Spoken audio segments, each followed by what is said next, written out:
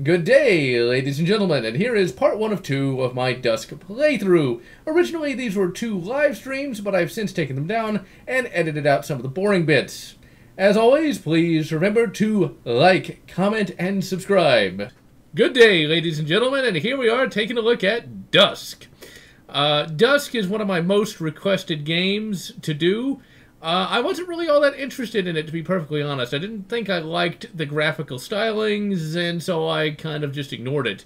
Then this past Tuesday, I finally bought it for the full price of 20 bucks, and I gotta say, it was worth every penny of it. It is way better than I thought it was going to be, and I haven't been able to put it down since I got it, and I've already finished the entire first episode and half of the second. And, congratulations, Chris, for graduating from high school, college, or something like that. And, yeah, Dusk is pretty good. Hey, 20 bucks, that shit adds up. Just saying. So yeah, this I think is running the Unity engine. And, you know, it actually, the graphical stylings have grown on me a bit since I started playing it. Now, this, in many instances, is pretty much a modern-day incarnation of Blood. I think it's been called like a callback to Quake and Doom. This has nothing to do with Quake or Doom. This is very much Blood-inspired. You know, because like you don't have the pitchfork, but you do have these little sickle things, so it's in the same vein as that. The art style looks a lot like Blood. The gameplay is definitely more like Doom. And some of the enemies look a lot like Quake enemies, with even one looking kind of like a Half-Life enemy. But primarily, this is a... Whoever did this game, I don't know the development team behind this game, but the developers of this game must have really, really, really liked Blood. Much more so than I did. Because you can definitely tell all of the various Blood influences in the game itself. I'm usually not a particularly huge fan of the Unity engine. Oh, I can't get through there. Okay, this is an alternate path. But the Unity engine looks pretty good when used properly.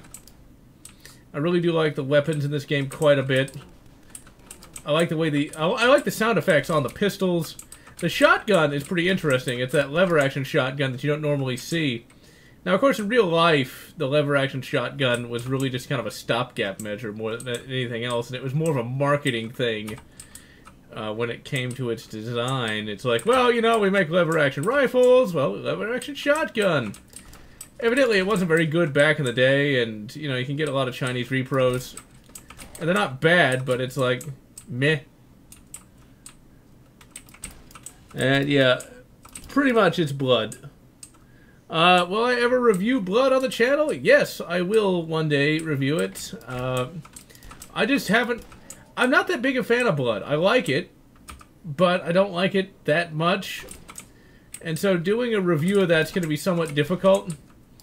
I'm not going to, like, complain about it, but it's one of those games that it is good. I just personally am not that fond of it. That's mainly because it's more difficult than I generally like.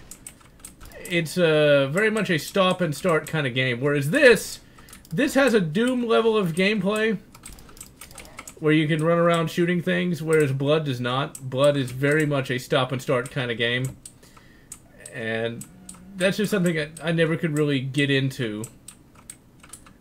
But that's just me, as I like to say. I love how the trees are just these little 2D background plates.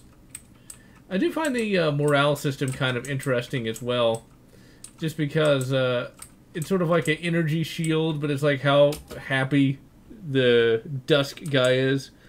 You know, I've never actually played Blood 2. I have it on GOG, have never been able to get it to work. It just crashes almost immediately. So, yeah. These guys act a lot like imps. Now, of this developer's games, I think I actually like Medieval a bit more. I've actually streamed that a little bit. Favorite weapon in Dusk? That's a very good question. My first instinct is just to say the shotgun, because I really like the lever-action shotgun, even though it's not... Even though in real life it's not really a very good weapon. I just think it's cool. Also, I really like the fact that this game has quad damage. It even kind of looks like the quad damage symbol. But games like this really give me hope for the future of gaming. You know, because like, AAA gaming is pretty much dead. It's designed for pretty much a market that I have no interest in. I do not like microtransactions or anything like that. Rage 2, evidently, and I don't know how true this is. I'm hoping it's just a over-exaggeration, but it might not be. Evidently, Rage 2 has cheat DLC. So, yeah, make of that what you will. I'm not looking all that forward to Doom 2016 either. What is it going to have? Or, not Doom 2016. Doom Eternal either. What's it going to have? Bullet DLC? Oh, you want the shotgun? Well, you got to pay $5 for that. Otherwise, you're just stuck with, like, a pistol the entire game. Yeah, I think I'll pass on that. Also, gotta love those quick saves. What's it gonna be? Quick save DLC? It's like 50 cents for every quick save. Battlefield World War II. I'll have to make something like AVP 2. You know, I'd like to play Blood 2, because like AVP 2 is still one of my favorite games of all time. It's definitely a game that has stayed the test of time. It's sad that AVP is, you know, long since dead as a media property. There's not going to be an AVP 4, and that AVP reboot really wasn't very good. Although, I will say, the AVP reboot was at least better than Colonial Marines, but that's not something that's really hard to do. And these graphics really aren't as bad as they look, like on stream, or like in videos. When you actually start playing the game, you kind of forget just how pixelated everything is and really get sucked into the gameplay. Now, there's all sorts of secrets that can be found. You can blow open holes in walls and things of that nature. I'm not really going to go for a 100% secret run. I am just going to shoot things, as is my wont to do. But I think the indie market's going to pretty much save gaming, just because, goddamn little griblets. These guys do way more damage than one would normally like. Now, the game starts easy. I mean, this is extremely easy compared to Episode 2. That's when you really start dying. But that's to be expected from a modern game. And hello, Patriot Cleaning Service. Oh, PC Gamer by default. Okay. How's it been going, PC? Fixes a lot of the bugs in Blood 2 called Extra Crispy. I'll take a look at that. I have played Blood 1. Favorite enemy in Dusk so far? Favorite enemy in this game? I actually kind of like the invisible mutant deer that attack. I think those are pretty cool, and they make a really creepy sound when you attack them. And they're actually kind of hard to kill. I don't think they show up until the second episode. I'm not sure how far I'm going to go in the game. I'll just have to see. But it makes a really interesting and creepy sound. This game has a very creepy aesthetic, despite having such limited graphics. Like that thing right there, holy crap, that's creepy looking. And it's got a shotgun. I mean, that just makes it way worse. This is I'm glad I waited to play it simply because I was looking for a good first-person shooter that I hadn't already played a million times. And that's another thing, like, this game has a lot of gameplay and a lot of really good atmosphere. And you know what? It doesn't take up 100 gigabytes either. It's like, that's just one aspect of modern gaming I also find annoying. It's like, you have to have, like, a dedicated hard drive for the bloody game, and it has less gameplay than this. Now, the soundtrack for this game is not... The soundtrack for this game pretty much sold the game to me. I'd been listening to, the soundtrack when I was scripting, and I was like, you know what, I'm going to finally give this game a try, if only because it sounds really good. And that's one of the things that you just don't see all that often these days. You know, like Doom 2016 had a great musical soundtrack that I still listen to this day, but most games it's just your typical orchestral crap.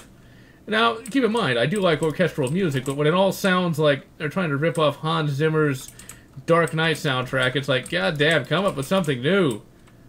And that's still an impressive explosion. I still like that. I mean, yeah, it doesn't have 8 million pixels for one explosion, but it gets the point across a lot better. Also, I really do like the health pickup that looks like the quartz flask from Heretic and Hexen. It was in both. That's a really small, goddammit, bulldozer. And give me all that sweet, sweet ammo. And I shall activate that secret, although I don't exactly know when where that door opens. I don't remember exactly where that was, despite playing the game just a couple days ago. Well, actually, despite playing the game earlier today.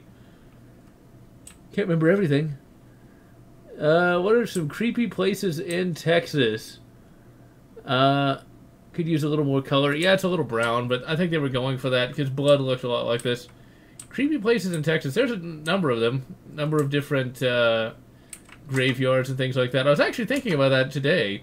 There's a YouTuber called, I forget his first name, something Pop, who was talking about some creepy places over in Iraq and in the U.S. as well.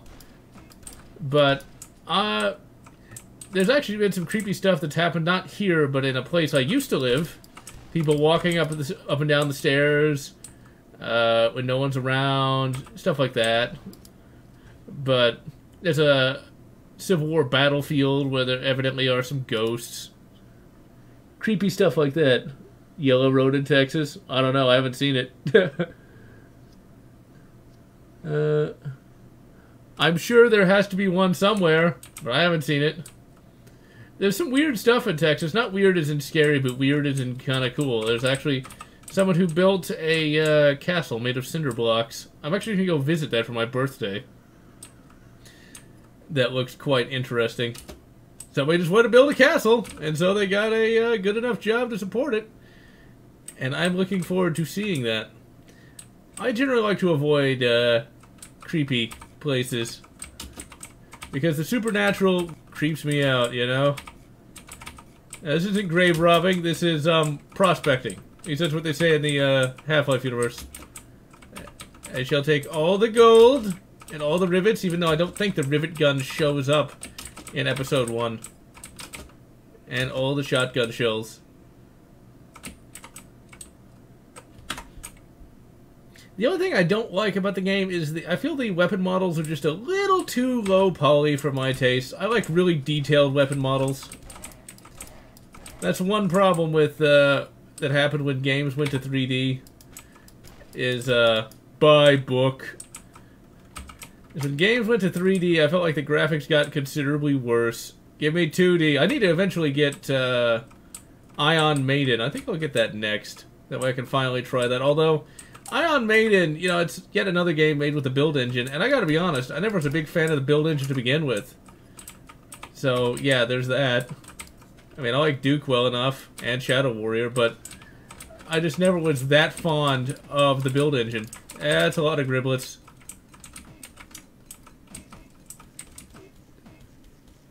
Just use the sickles.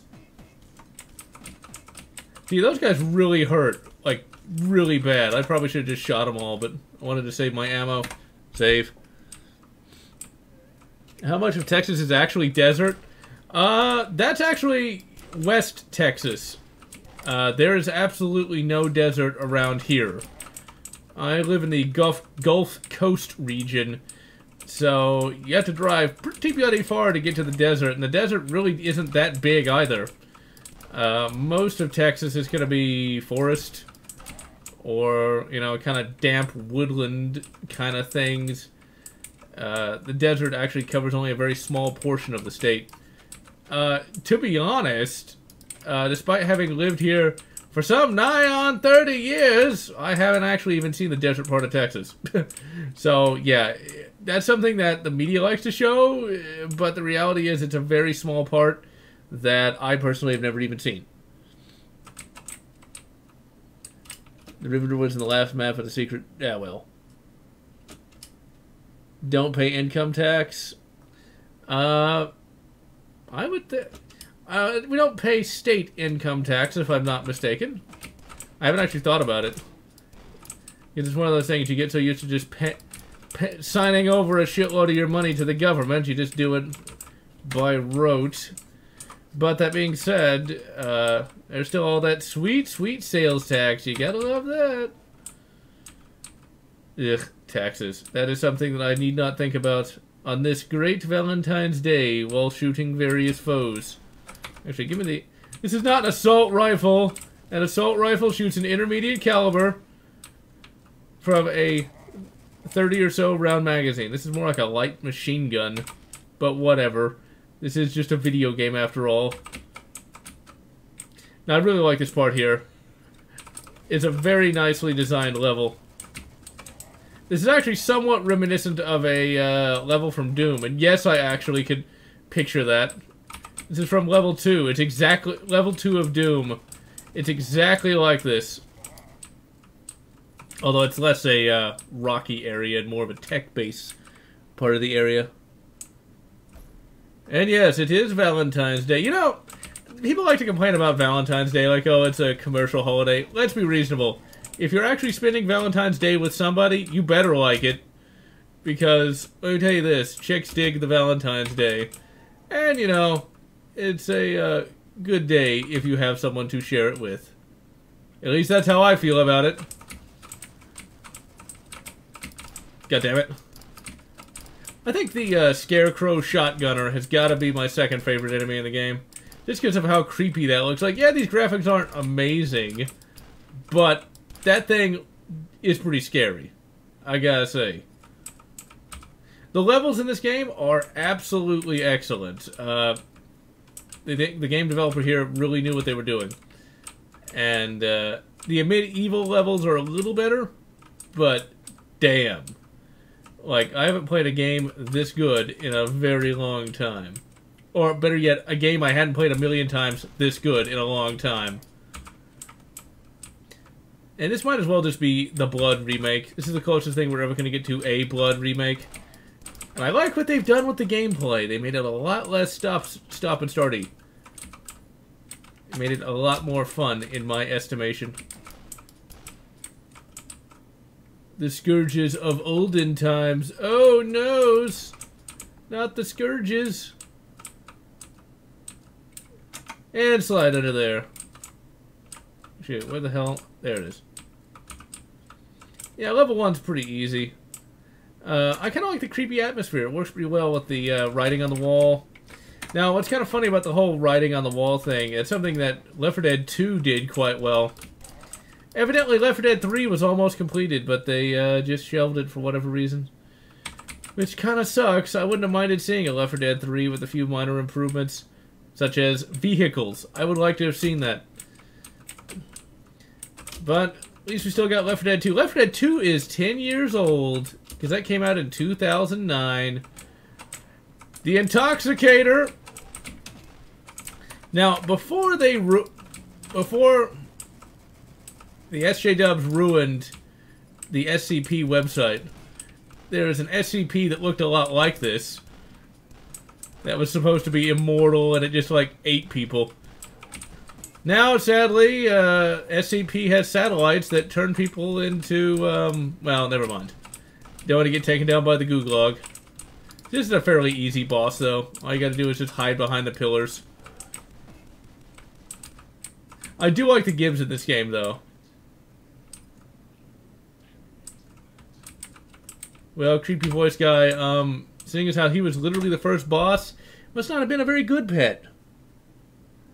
So in that room with a bunch of rats, if you were observant, you would have seen a gas can you could have used to blow up all of them. Yeah, well, who cares? Meh. Meh, I say. General political opinion in Texas. It's about like you would expect, but, you know, it's never quite what you would expect. You gotta remember, people are people, so they're not all gonna conform to,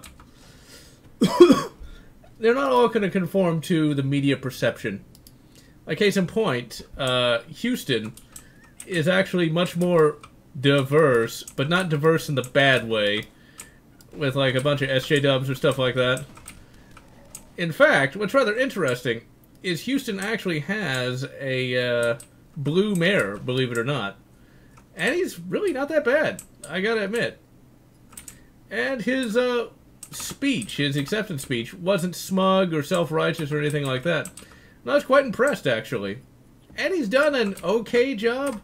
There's been some corruption in a few areas, but honestly, with how politics is today, I would say no more so than usual. And like, there was a red mayor, not red as in communist, but red in, well, you get the idea, that said he was going to run Houston like a business, and then promptly ran it into the ground, so there's that. He was the guy that was behind, let's install a bunch of red light cameras, that'll make a lot of money. Yeah, and then basically people challenged that, like, legally, and then they had to take them all out because it was against the law, which I was quite amused by. So, yeah. Texas is a very diverse state, but it's sort of like an anti-California in that the diversity actually works versus not. One thing that a lot of people don't realize is there's actually a huge Asian population in Texas. And there's all sorts of, like, Asian places in addition to all the various Hispanic places you can find. It's something that doesn't really come across in media at all. That stove that basically one hit kills every enemy. Oops. And my day has been quite well, not GW. I was able to create a carrot cake today. Decided to go ahead and give that a try. I'm going to make a video on that next month, actually. And it turned out absolutely excellent. I used buttercream icing, although I did not use milk in that. I actually used almond milk. It actually tasted pretty good. I'm not a big fan of almond milk. I find it kind of gross, to be honest. But as a baking ingredient, it worked pretty well. And that cake, it was delicious. Initially, I was kind of scared, though. It looked pretty, well, scared. I was kind of disappointed. Because it didn't look that good. The icing didn't turn out quite like I wanted to. It wasn't as spreadable. Next time I cook that, or bake that, I should say, I'm going to make a thinner icing. But once I added some pecans, it actually kind of broke up the outline of all the icing. So it actually looks pretty good visually as well. I'll join Discord in a minute. Sadly, YouTube is not my career. It's just a hobby at the moment. Getting really popular on YouTube is not an easy prospect, I can tell you that. Let's see. Carrot cake? What? Has no one ever heard of carrot cake? I guess that just must be like a southern thing. Carrot cake is like one of the most common cakes here. It's a type of cake made out of carrots, although I didn't use real carrots, I just used the cake mix. But like, look it up, Google it. It's very... I grew up with that. The whole reason why I wanted to make my own carrot cake is because the carrot cake you can get at the various stores is not very good. I mean, it's not terrible, but it lacks a certain proper flavoring. There was a store I went to a lot as a kid called well, it's this particular Kroger, I should say. And they had a great carrot cake. It was like $2. Had a little symbol of a carrot on there and everything. But at some point they stopped carrying it. And the carrot cake they carry now is disgusting. It's, well, okay, it's not that bad, but it's disgusting to me because it lacks flavor. It tastes like it's been frozen since 1802 that Napoleon fed to his dog. But anyway, that aside, that carrot cake isn't very good, so I thought, you know what, I'm just going to make my own, and there you go. Honestly, I think the carrot cake I grew up with must have been made by, like, a baker that worked at that one Kroger's, and then they died, and then they just started using the goddamn frozen crap. Let's see. Getting big is the hard part. That is it. That is it, indeed. What the hell is the yellow key? And I've already finished this entire episode, and I must have missed it. I'll blame the chat. What I do intend to do is I intend to do a medieval, and then I'm going to do Rise of the Triad, the remake. And I also want to finally live stream Turok, the re-release of Turok 1 and 2. Okay, I know I'm just wandering around in circles now. There it is. Now, of course, it opens elsewhere. I must have missed a switch somewhere. Let's see if I cannot but find it. In the game at grocery stores. And I don't ever get anything from the deli at Kroger's, but it did annoy me that their cake selection is not what it used to be. You can get them for $2. They were always delicious. Okay, where in the hell is the yellow key? I must have opened up somewhere back here. Once again, I'm just going to keep blaming the chat for me not doing... There it is. Alright, so let's see. Where was I? So yeah, gonna continue on with that food stuff. I was originally gonna do a video on homemade smoothies. Unfortunately, could not remember the recipe to save my life. And what I was able to come up with really wasn't very good. And so I kind of jettisoned that. And then for the rest of February, I'm kind of just taking a break from doing videos for a little bit, mind you. Jedi Academy is still going to be made, but it's going to be made at the last week of the month. Mainly because this week I wanted to take a break, and the next week is my birthday week. Gonna be turning 30. It's kind of it's one of those things that you never think it's going to come, but then it does. The portals work. He is pleased. Using 1990s level of technology. I don't really have that many regrets turning 30. It's actually going to be, I think, next week, if I'm not mistaken. As I've done a great many things I wanted to do in my life. See, did I get the blue key? Yep. But it's just one of those crazy things that lets you realize that one is indeed mortal and that time does indeed go by. I swear that there's one country song that always got me as a kid and still gets me to this day. Time marches on.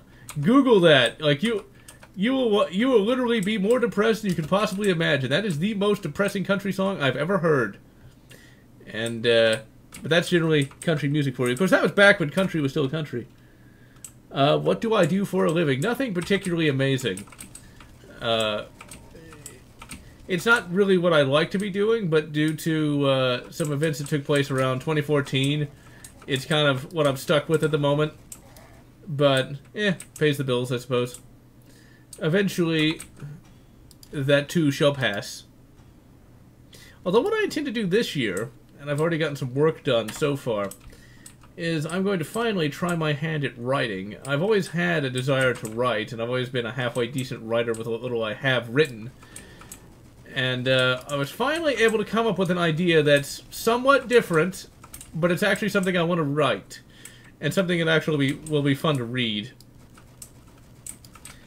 It's based on an idea I had a number of years ago. Basically envision Star Trek The Next Generation, but with Jedi. And the reason I thought about that was primarily because it's like, the Enterprise D always was facing like some sort of Eldritch abomination like almost every episode. And it's like, if they'd had a Jedi, things would be so much easier. So it's like, well, you know, why not? And the thing is, that's actually starting to become kind of a popular thing now amongst the indie sci-fi scene. There's been no less than 3 writers that I've started reading that have the same kind of space mage concept. And it's a cool concept, I have to say. You still have the best live streams. I should know them by now. Well, thank you, Jacques.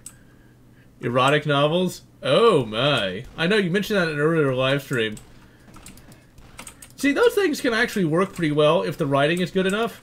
I generally don't like it when sci-fi writers like to include sex scenes, just because they always feel so, shall we say, forced. I mean, let me put it this way. I'm a big fan of the sci-fi writer Christopher Nuttall, and one day I would like to actually interview him. But I'm gonna say this though. He wrote a sex scene in one of his novels, and like it was just, it felt very amateurish and kind of took me out of the novel because like it's a sci-fi novel set in an SJW future where they won, and everything is about as bad as you'd expect. and like somebody's like having sex, right?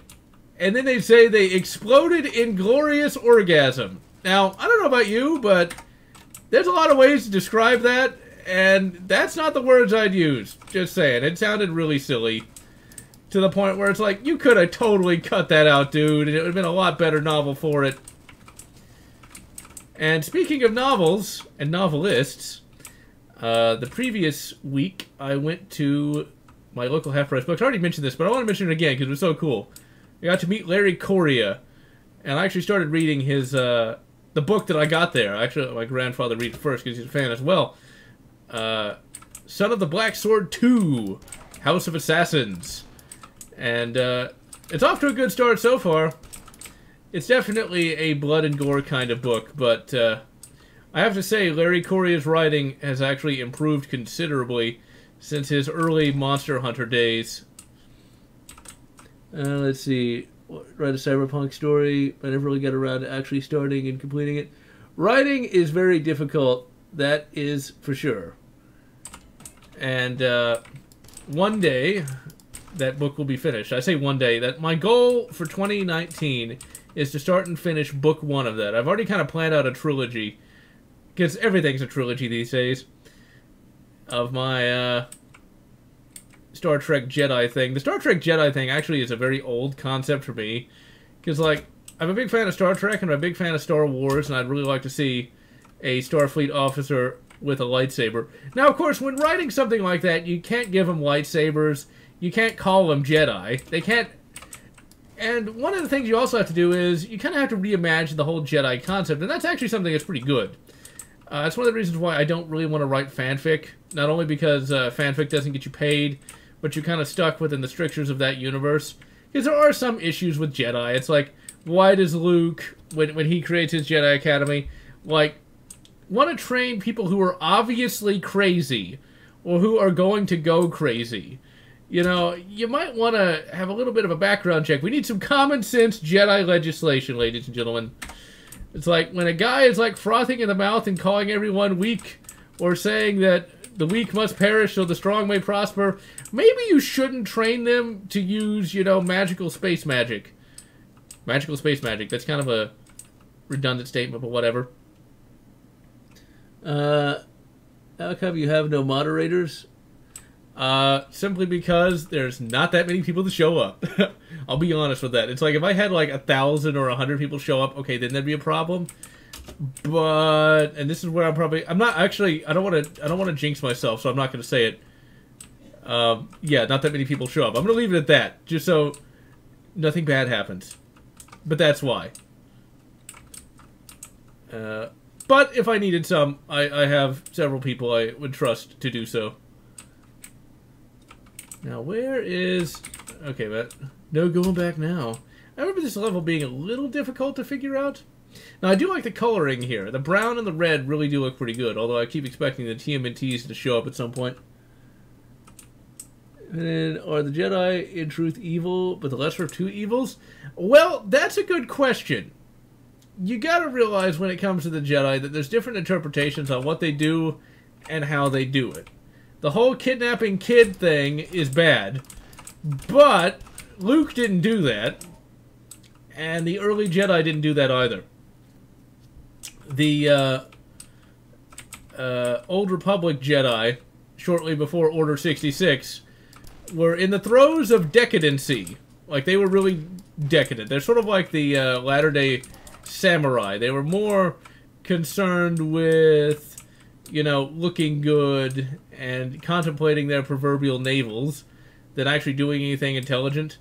And so, because of that, they were completely blinded to, well, everything. That's why, you know, old Palps was able to kill them. So, in that instance, yeah, they were still the lesser of two evils, but they were really, really dumb. And not all the Jedi were bad. You know, you had Obi-Wan, you had a few others. But the Old Republic Jedi were actually pretty good most of the time. Especially when compared to, you know, the other factions that existed. And there was a time, you know, when the Old Republic Jedi, you know, could have families and they could have more than one apprentice and stuff like that. But in all reality, the only Jedi Order worth joining is Luke's, because Luke basically fixed all the various Jedi issues. Took them long enough. I played SpongeBob, The Battle for Bikini Bottom. No, when SpongeBob came out, I was much too old to ever play that.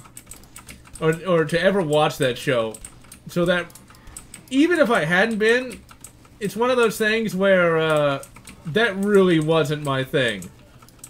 You know, they weren't human. Dude, nothing we've been fighting has been human. We don't fight the humans till, like, way late in this episode. What about BioWare era Jedi? Those guys are actually pretty good most of the time. Especially when, I'm in charge. I mean, Revan is in charge. Okay, I guess we shall see.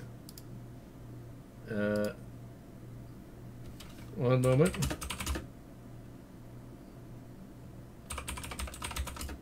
I'm not sure I learned to spell.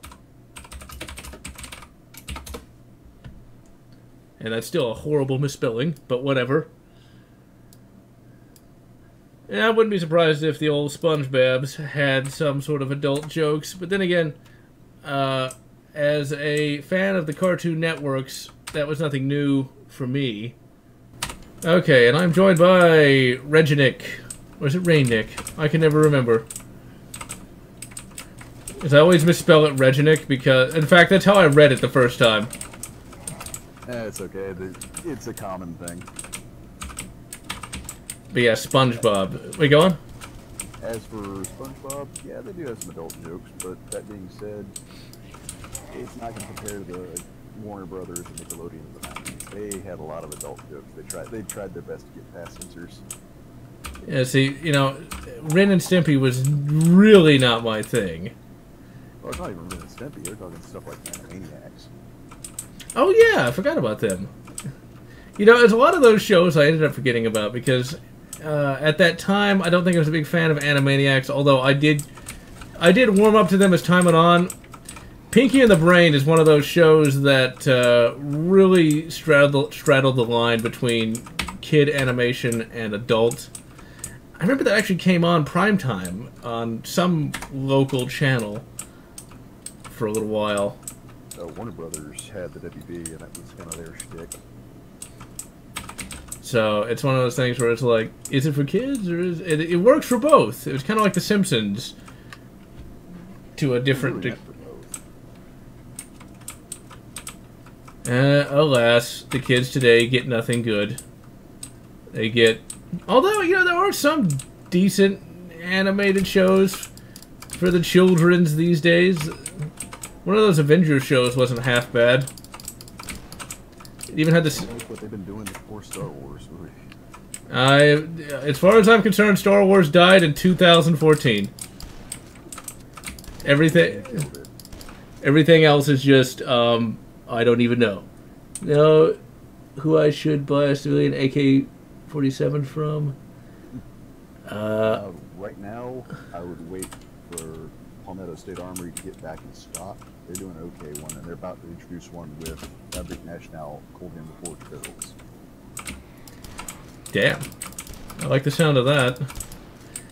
The whole... The sound of it better saying it's a budget AK. Built budget AK. I should have waited on the whole AR thing. Because, like... Not really. You got a great AR. Yeah, but I always wanted an AK. But then again, I will admit that I got... It was two things. I couldn't find a good AK that looked really like it was actually well built. And two... Because when you got your AR when you were shopping, we were in a bad glut. That's what I'm saying. Don't feel bad about your AR because when you got it, there were no good AKs. I don't feel too bad about that, but it was also in range. I wonder how many ARs those two have sold alone. Oh, at least over 10,000. Because it's like, oh, it actually... You know, I had known that the AR was reliable, simply from the History Channel. Because they mentioned that whole powder thing in one of their Tales of the Gun episodes. But it... Yeah, switching out powder was a bad idea. Yeah, and I didn't know why that was a big deal until I saw that one Small Arms Solutions video talking about how it changed the bolt velocity. But, well, I just got completely eradicated. The first draft of the Transformers the movie, Hot Rod did not get Prime killed. He died anyway due to Megatron shooting him. Let's see. You can do backflips in the game. Charging for... Techstorm is asking, how much are they charging for that AK and does it have good QC? Yes, it has great QC thus far. Right now, they're not in stock, but on average, you're talking about 600 to 700 depending on the model. And it's a great baseline, so it's worth the wait. Once I finally saw the Dusk test, because when they did that Dusk test back in 2015, in range that is, and if you haven't seen the in range Dusk test for the AR-15, watch it. Well, actually, it's a bunch of different guns, but they're doing a new set now. Yeah, I saw that the convoy thing, which the AK actually succeeded in. It just is not like Arizona mud, evidently. Nothing like Arizona mud. It's because it's moon dust made wet. And I never really paid any attention to it because I went to Arizona once when I was a kid, and then I drove through it once when I was an adult. So yeah. And Techstorm, 750, I think is what you said, Rainick? Yeah. So 750, provided you live like in a freedom state and you don't have to pay a bunch of other fees. Well, you're gonna have to pay your FFL of choice to ship it in anyway. Well, yeah, there's that, but I think like some of the more, shall we say, restrictive states have other fees as well. Like you have to have some kind of license or some crap like that. And then, like, if you live in New York, good luck. If you live in New York, you're waiting on the Reformation rifle to come out. Because, damn. And yet they still have such a massive crime rate. I wonder. Never mind. No wonder there. Most of the times from the politicians. But wait, Google, I'm going to be angry. The politicians are great. We worship them as gods. I literally sacrificed a goat last night. I think they bought it. Maybe. Those goddamn bugs. I don't know if I can shoot a bug out of... shoot a quartz flask out of a dead bug. Give me all the golds! So I guess he just likes the shinies. Dusk guy. Does he even have a name? I didn't come across one. No, they just basically left him set as, we don't know. So Dusk guy. Hey. What up, Rage?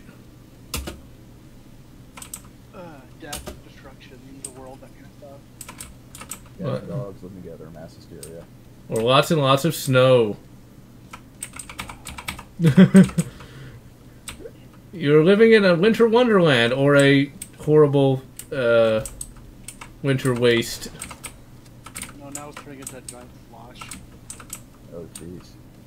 Well, see, but now, if the Germans invade, they won't be able to navigate the roads. So there's that. Dusk dude. Oh, God. And Psycho Mario, I will join you, or have you join in a little bit. But, yes, Valentine's Day. You know, I actually got to have a few good Valentine's Days myself. And... I need to know about you and your trust over hands. Oh, dear. There's one Valentine's Day movie I highly recommend watching, and that is Warm Bodies. Better? Yeah, that sounds fine to me. Okay. But Warm Bodies is literally a zombie movie where I don't really want to spoil the ending because the ending is just kind of...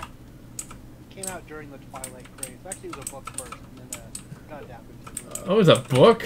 I can't imagine what kind of crap... It's much better than Twilight. Because, you know, it's not like she's like... It's not about a girl trying to make her mind over a vampire. Yeah, and it's... It was good. I enjoyed it. It looked like it wasn't horribly written, and it wasn't. It's a little schmaltzy.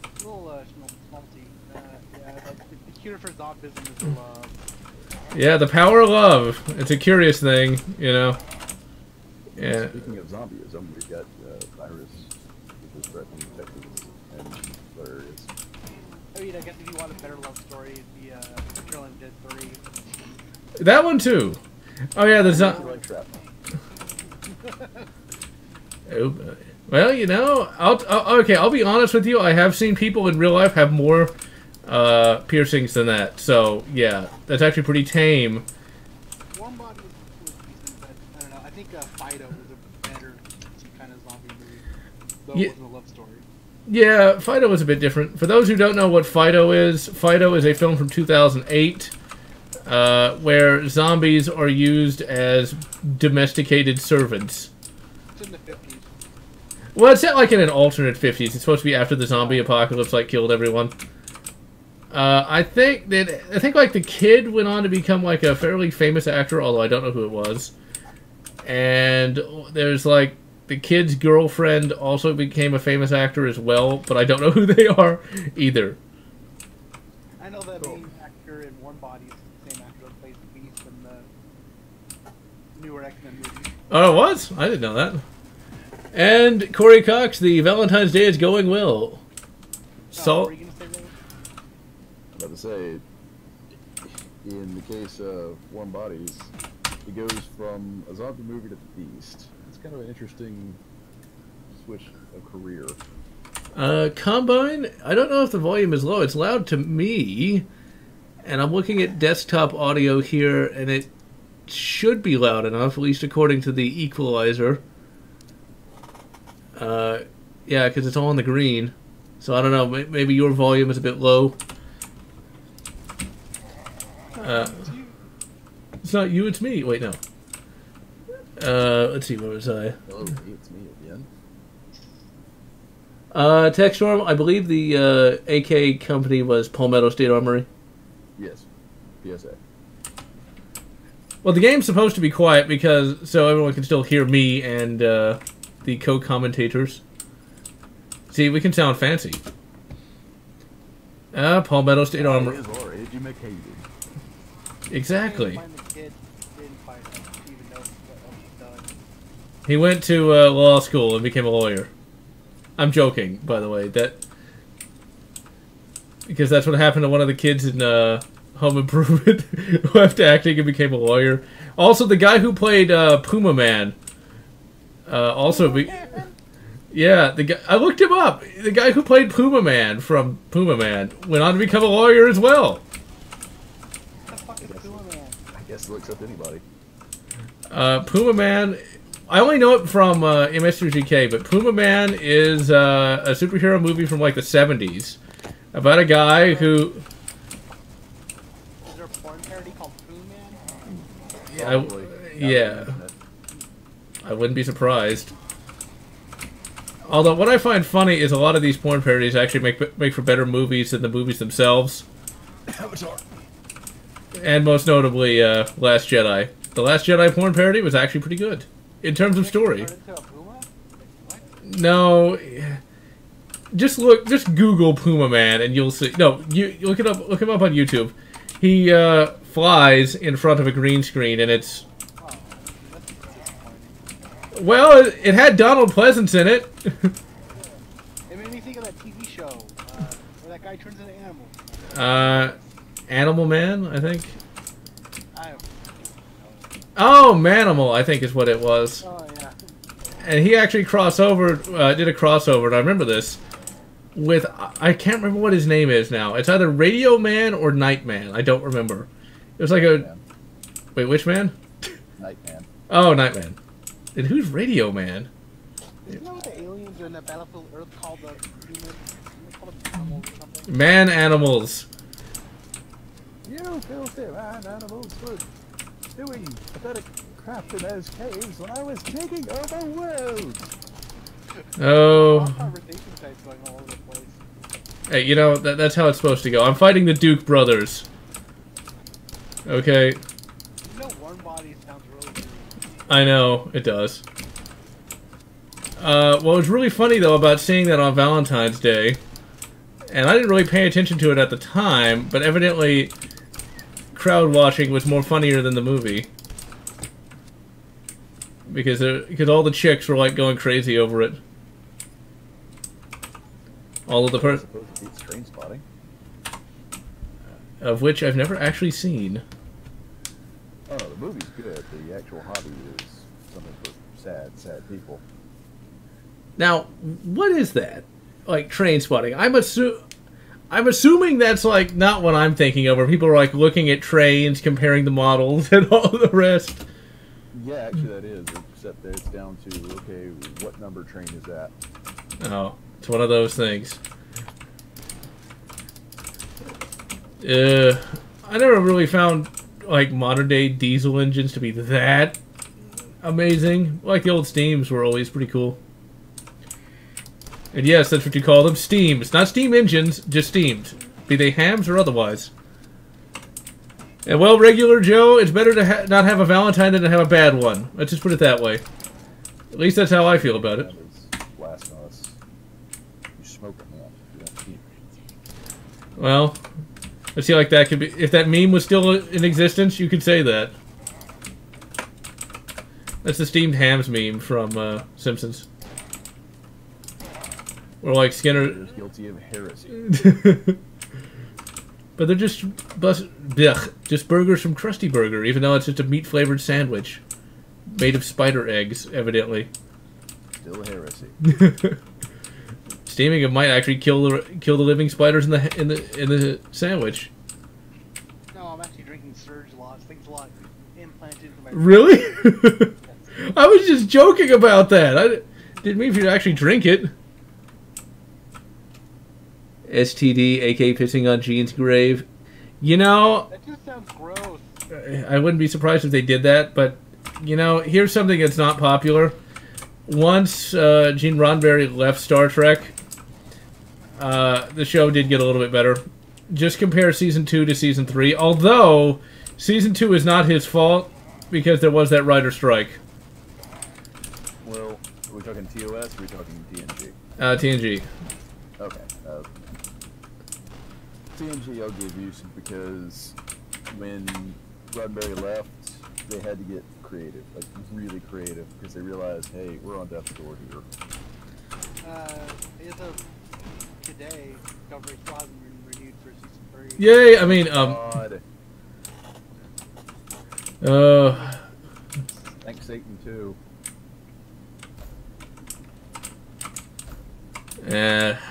That's...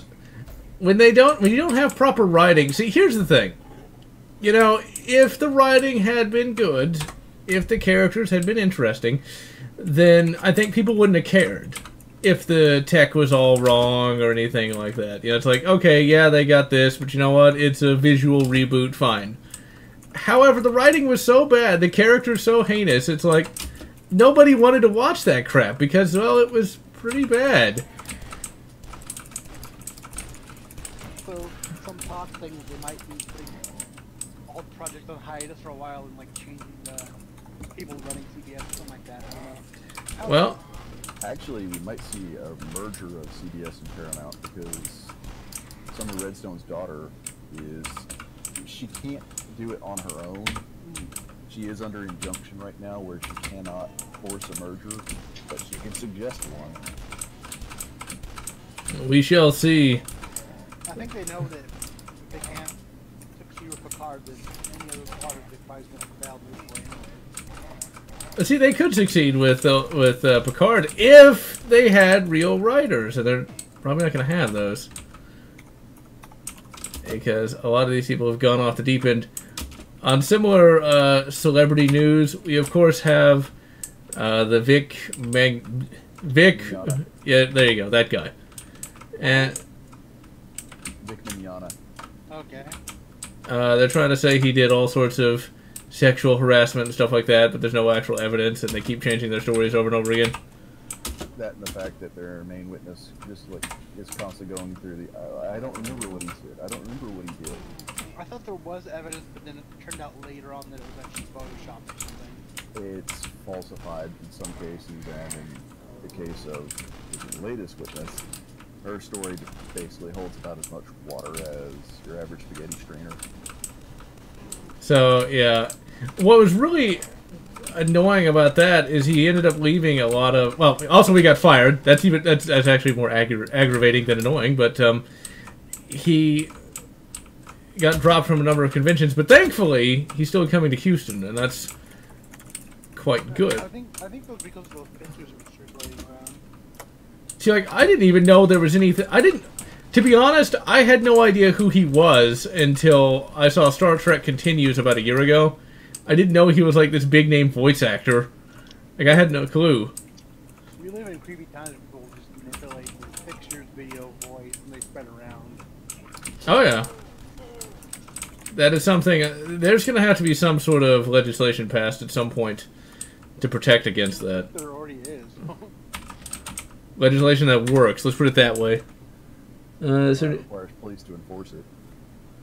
I think that's easier said than done, though. Well, yeah, that is true.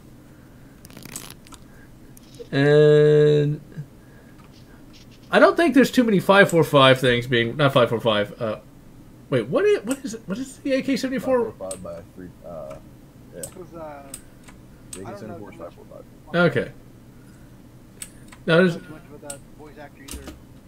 And I looked up some stuff on it and saw some of the pictures, and I was like, well, some of them are a bit grabby. And then later on, they're faked anyway, so. Yeah, and one of the videos that I saw of him, like, apparently writing on somebody, it was a consensual writing. Let's put it that way. Well, I thought there was some. Also, I thought there was some rumor thing like since 2005 or something. People been saying been do touchy feely toward fans. Well, you know, and with Not seen it at a convention. No, mine is just anecdotal, so there's not really evidence, but...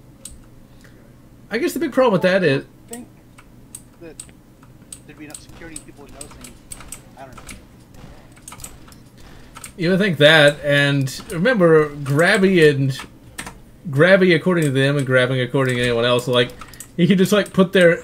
These days, if you put your hand on someone's shoulder, you better have a lawyer standing by, because you could definitely get sued for that now. So, it could have been something like that. As for conventions, Pensacon in Pensacola, Florida, basically is now trying to file charges for anybody who uses the I Stand with Vic that plans to go to their convention. That They're just... only touched by celebrities that just go to conventions. That's kind of wrong. You know what I mean? Touched by a celebrity. Oh. Let's see. Chat is ruined. What's the what's wrong with the volume, Jacques? Because, like, it sounds fine on my end. I can only go by what I can hear.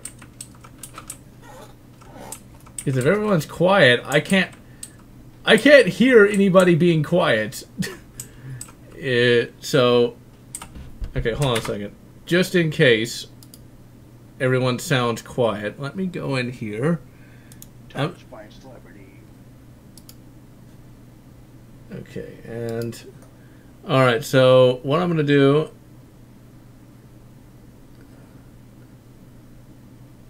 Okay, now I don't know if everyone can hear now, but hopefully this will fix everything. Rage, you were Rain. Could you go into the stream and just tell me what you hear? Because I have no means of doing that on my end. Do you hear what I hear? No. So it shouldn't be too quiet. Loud is my volume. Because according to what I've got, it's not quiet. I'm not hearing anything. Wait, what do you mean not hearing anything? There's no sound? Yeah. What? It's on the correct audio device. I'll click refresh. Happy Valentine's Day to me. Let me play something else real quick. Make sure it works. Okay, hold on a second. Problems on my end for some reason. 1 second. Also, I love how my live stream thing here says Blake Stone's Aliens of Gold, despite the fact it says Dusk. Test.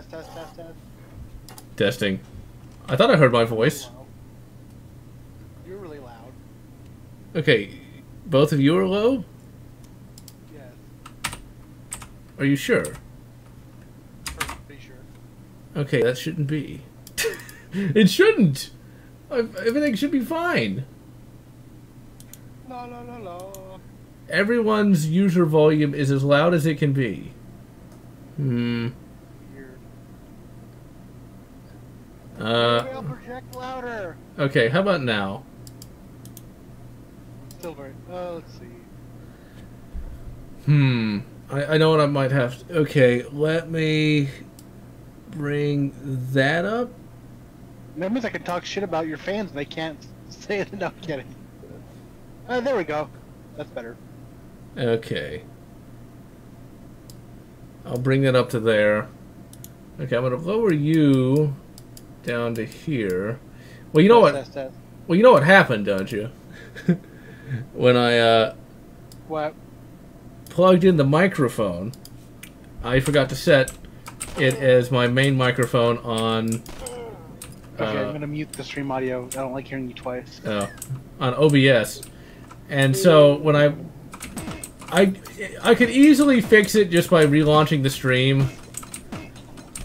It's an OBS issue, and I can still hear both of you just fine because You're in Discord, yeah. yeah. So all I did was bump up the. Everyone see it? It sounded like everyone could hear. I don't know, but there it is. I just hope it's not too loud. Did you just say it sounded like everyone could hear? You know what I mean? But now it should be fine. It kind of annoys me that issue had to crop up again. I always... God. I was gonna say touched by a celebrity. I'm never taking a bath again. Yeah. Well, sadly, I'm suing the celebrity for making me not bathe. the sad part is the I'm celebrity... pretty sure you can't sue Charlie Sheen for making you into a nerdlite. Oh dear. Gosh, does he even have any money left? Get all 37 cents. Crush. He could take his dignity. That's gone long ago. Yeah. Crush 40's versions of Cold. Oh, but yeah, when it comes to celebrities, the only ones that... Well, actually, I can't think of any I'd really want to be touched by. They're all old. Although some... Winona Ryder in her prime, but before she went nutty. She actually went nutty? I thought she'd always been that way. No, it was an act, and it became reality. Thing like, you know, Marina Stirtis aged pretty well, but I don't know, from what I've heard from her, she has definitely been, shall we say, used for some time. And evidently got around on that TNG set, which I was surprised at, but yeah, I'm not that surprised either. And then let's see, Jerry Ryan has aged okay, but eh. And Kirstie Alley is like old enough to be my own mother, and that's just kind of weird. Just saying. Actually, she's older than my mother. I didn't touch like arm around the shoulder, not like banging celebrities. Yeah, didn't say. I mean, let's be honest, it's celebrities, it's Hollywood. Their kind of touch isn't always a good kind of touch. Well, I meant the good kind of touch, but whatever. Oh, Lotz, you would not deny Jerry Ryan the good kind of touch. I don't know. I'm just saying. It's a good thing that I'm not a Kess. Look a little old up close. You can just take off your glasses. You know, that's true. Of course, you joke about that. In real life, I had to leave those things on because my eyesight's that bad. One, hilarious. Two, TMI. Yes. Oh, that's why Braille exists.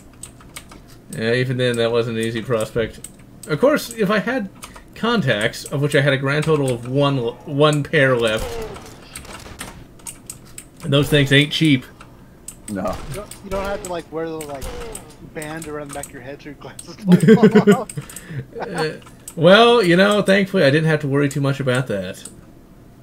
You joke, I do real life because boating, things like that. Oh. Louisiana, you don't want exactly... If you're on airboat fishing, you do not want to lose your glasses. That fucks up your entire day.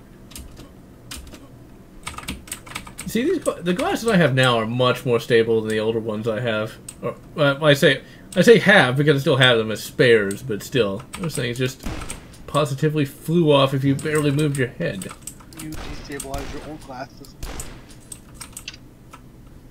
Because I still use those for like things that could potentially damage the good ones I have now. But god damn, is my eyesight bad. So I'd like to get me some robot eyes one day. Give me an infrared camera! Yeah, but do you really want FLIR on your eyes? I mean, there's going to be some things you don't want to see, like seeing through walls. Multiple vision modes then. Like the Predator. The corporation you get them from can like legally access your eyeballs anytime they want. Yeah, that's the big worry. It's like, oh hey, we finally got cybernetics. Google's now beaming in ads into my brain. Well, if they're You want them Amazon... for a discount. Yeah, I was going to say that if you want the Amazon eyewear, yeah, you could get the, it's $50 less. Because they do have that for the, Kindle. That's why I only use the Nook. Or, well, actually I don't use the Nook anymore. That's why I like to just use a basic Android tablet with a reading app. They're only on the lock screen on the Fire. And Jocks, LASIK is expensive. Oh yeah, LASIK. I looked that up, actually. For me to get that, I would have to pay something around $4,000 an eye. So, yeah, $8 grand. That costs more than my first 2 cars put together.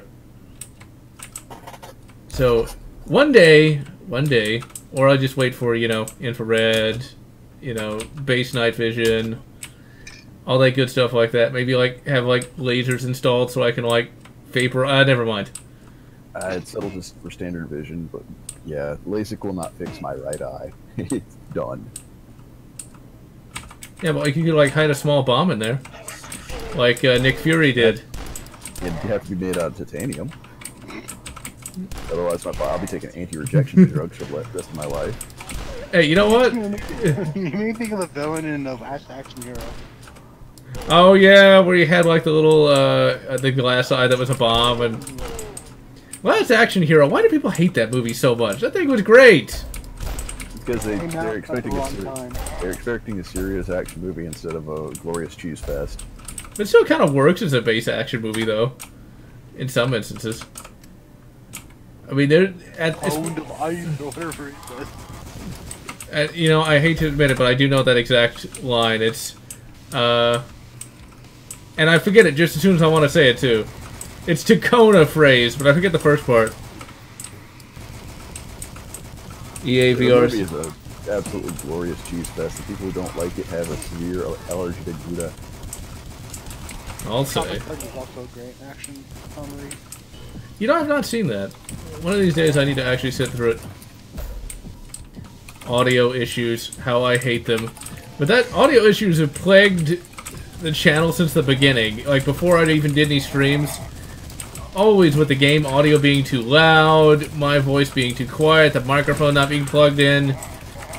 And then before Fraps even became a thing, well, before recording with Fraps became a thing, there of course was the massive issue with trying to get the audio synced up. Believe me, I never got it right, not once. Thankfully all those... Thunder's where the never go full retard came from. Yeah. Wait, that... You can't... Murphy's Law strikes everywhere. Goddamn RoboCop.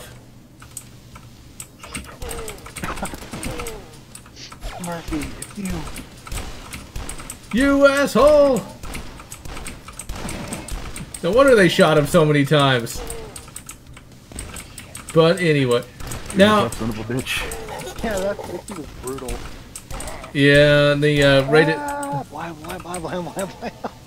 Well, the rated X version's even worse. They actually straight up blow his arm off. I actually have that version. That's the only version you should watch. Yeah. And remember, they made games for this. You know, for the kids. Well, you know, if you ignore the movie and just look at the RoboCop, it's great. Well, even RoboCop 2 is like worse in some instances, so it's like... I still don't like it because they have to take apart RoboCop again. It was worse though the second time around. Very slow and torturous. Hudson Hawk. I've never seen that, but I think it was a horrible movie, but it's still an enjoyable cheese fest. It's better than the horrible movies that come out now. one of these days I'm actually going to sit through. I didn't even know this was a thing until recently, as in with it this week. They made a Robin Hood 2018 with Jamie Foxx as the character that Morgan Freeman played. Save yourself the time and just watch Men in Tights again. Yeah, but see, or the Disney one. and see, those are good movies. I'm going to mock the Hollywood attempt now. I can't imagine what it's going to be like. The sad part is, it's not even, so bad it's good. It's one of those, it's just bland. The last one I saw was the Russell Crowe one. Yeah, that was... Being boring. I kind of liked it, though. Last fantasy flick that I rewatched that I enjoyed was Excalibur, which everybody seems to hate. That Legend of the Sword movie? No, the original, 1980s Excalibur. Okay. Because I really quite liked that Legend of the Sword thing that came out a few years back. Yeah, that wasn't bad, but like I said, the last one I recently rewatched. Okay.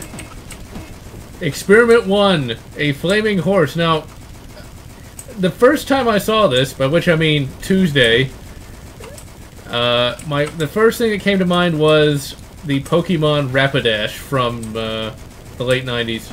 The flaming horse. I actually have a... it's literally on fire. I don't know if it was like flaming as in like... No. Yeah. Or it was like on fire. No. Actual flames. It can smell. God damn it. The cult's obsessed with making real-life Pokemangs. They must be stopped. Okay, that is not a good weapon to use. Especially that. Okay, where the hell's the mortar? There it is. And tech, mil-spec is not always best spec. Case in point, you do realize that the discipline for AKMs across the world is usually put a brake on it as opposed to a flashlight, which is fine if you don't mind the idea of, oh wait, I just opened fire and now I've got a lot of fire coming back to me like a magnet. And I too had RoboCop toys as well. I still have them. I had all the bloody RoboCop toys, including the RoboCop Alpha Commando RoboCop. I'm not even joking. I had that thing. It was actually kind of neat, but that show was pretty bad. Where they basically turned RoboCop into, I almost said Mr. Gadget, Inspector Gadget. No, he is Mr. Gadget. He didn't quite make it through, the calls for Inspector. Well, you get a RoboCop Inspector Gadget crossover. That could go one of two ways: either incredibly goofy or incredibly dark. Bring back Matthew Broderick. What's If it gonna... goes incredibly dark, then you realize with all the cybernetics that Inspector Gadget has. Bring back Matthew Broderick. You want an old, out of shape. That might work. There's actually a DeviantArt image about Inspector Gadget where he is contemplating his humanity or lack thereof. So much for... To get to that point, he must have survived far worse than Murphy did. Well, the live-action movie kind of played that all for laughs. Well, if you can't get Matthew Broderick, you can always get French Stewart again. I know, the Third Rock on the Sun guy.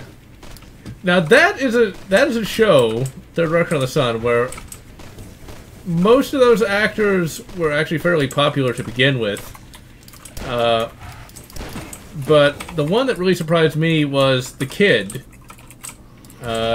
Robbie, I think his name was.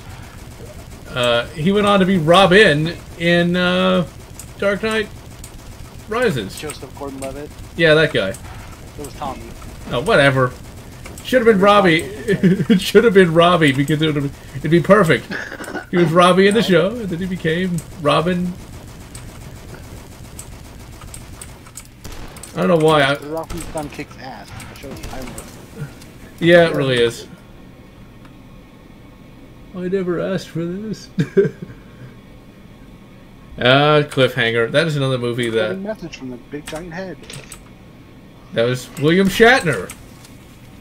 What? Cliffhanger was the worst, had the worst games for it. It was a good movie, but it had the absolute reeking... Shatner was not shit. Cliffhanger. No. This guy was. Oh. I meant Third Rock from the Sun, but yeah. Yeah. Now, Shatner in Third Rock from the Sun would have made for a very different performance. Well, he wasn't Third Rock from the Sun. He played the big giant head. Yeah, I know, but I'm saying, you know, in the place of Lithgow. Oh, okay. Yeah, Cliffhanger was a...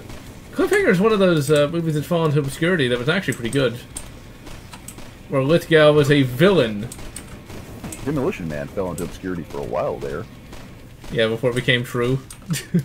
Yeah.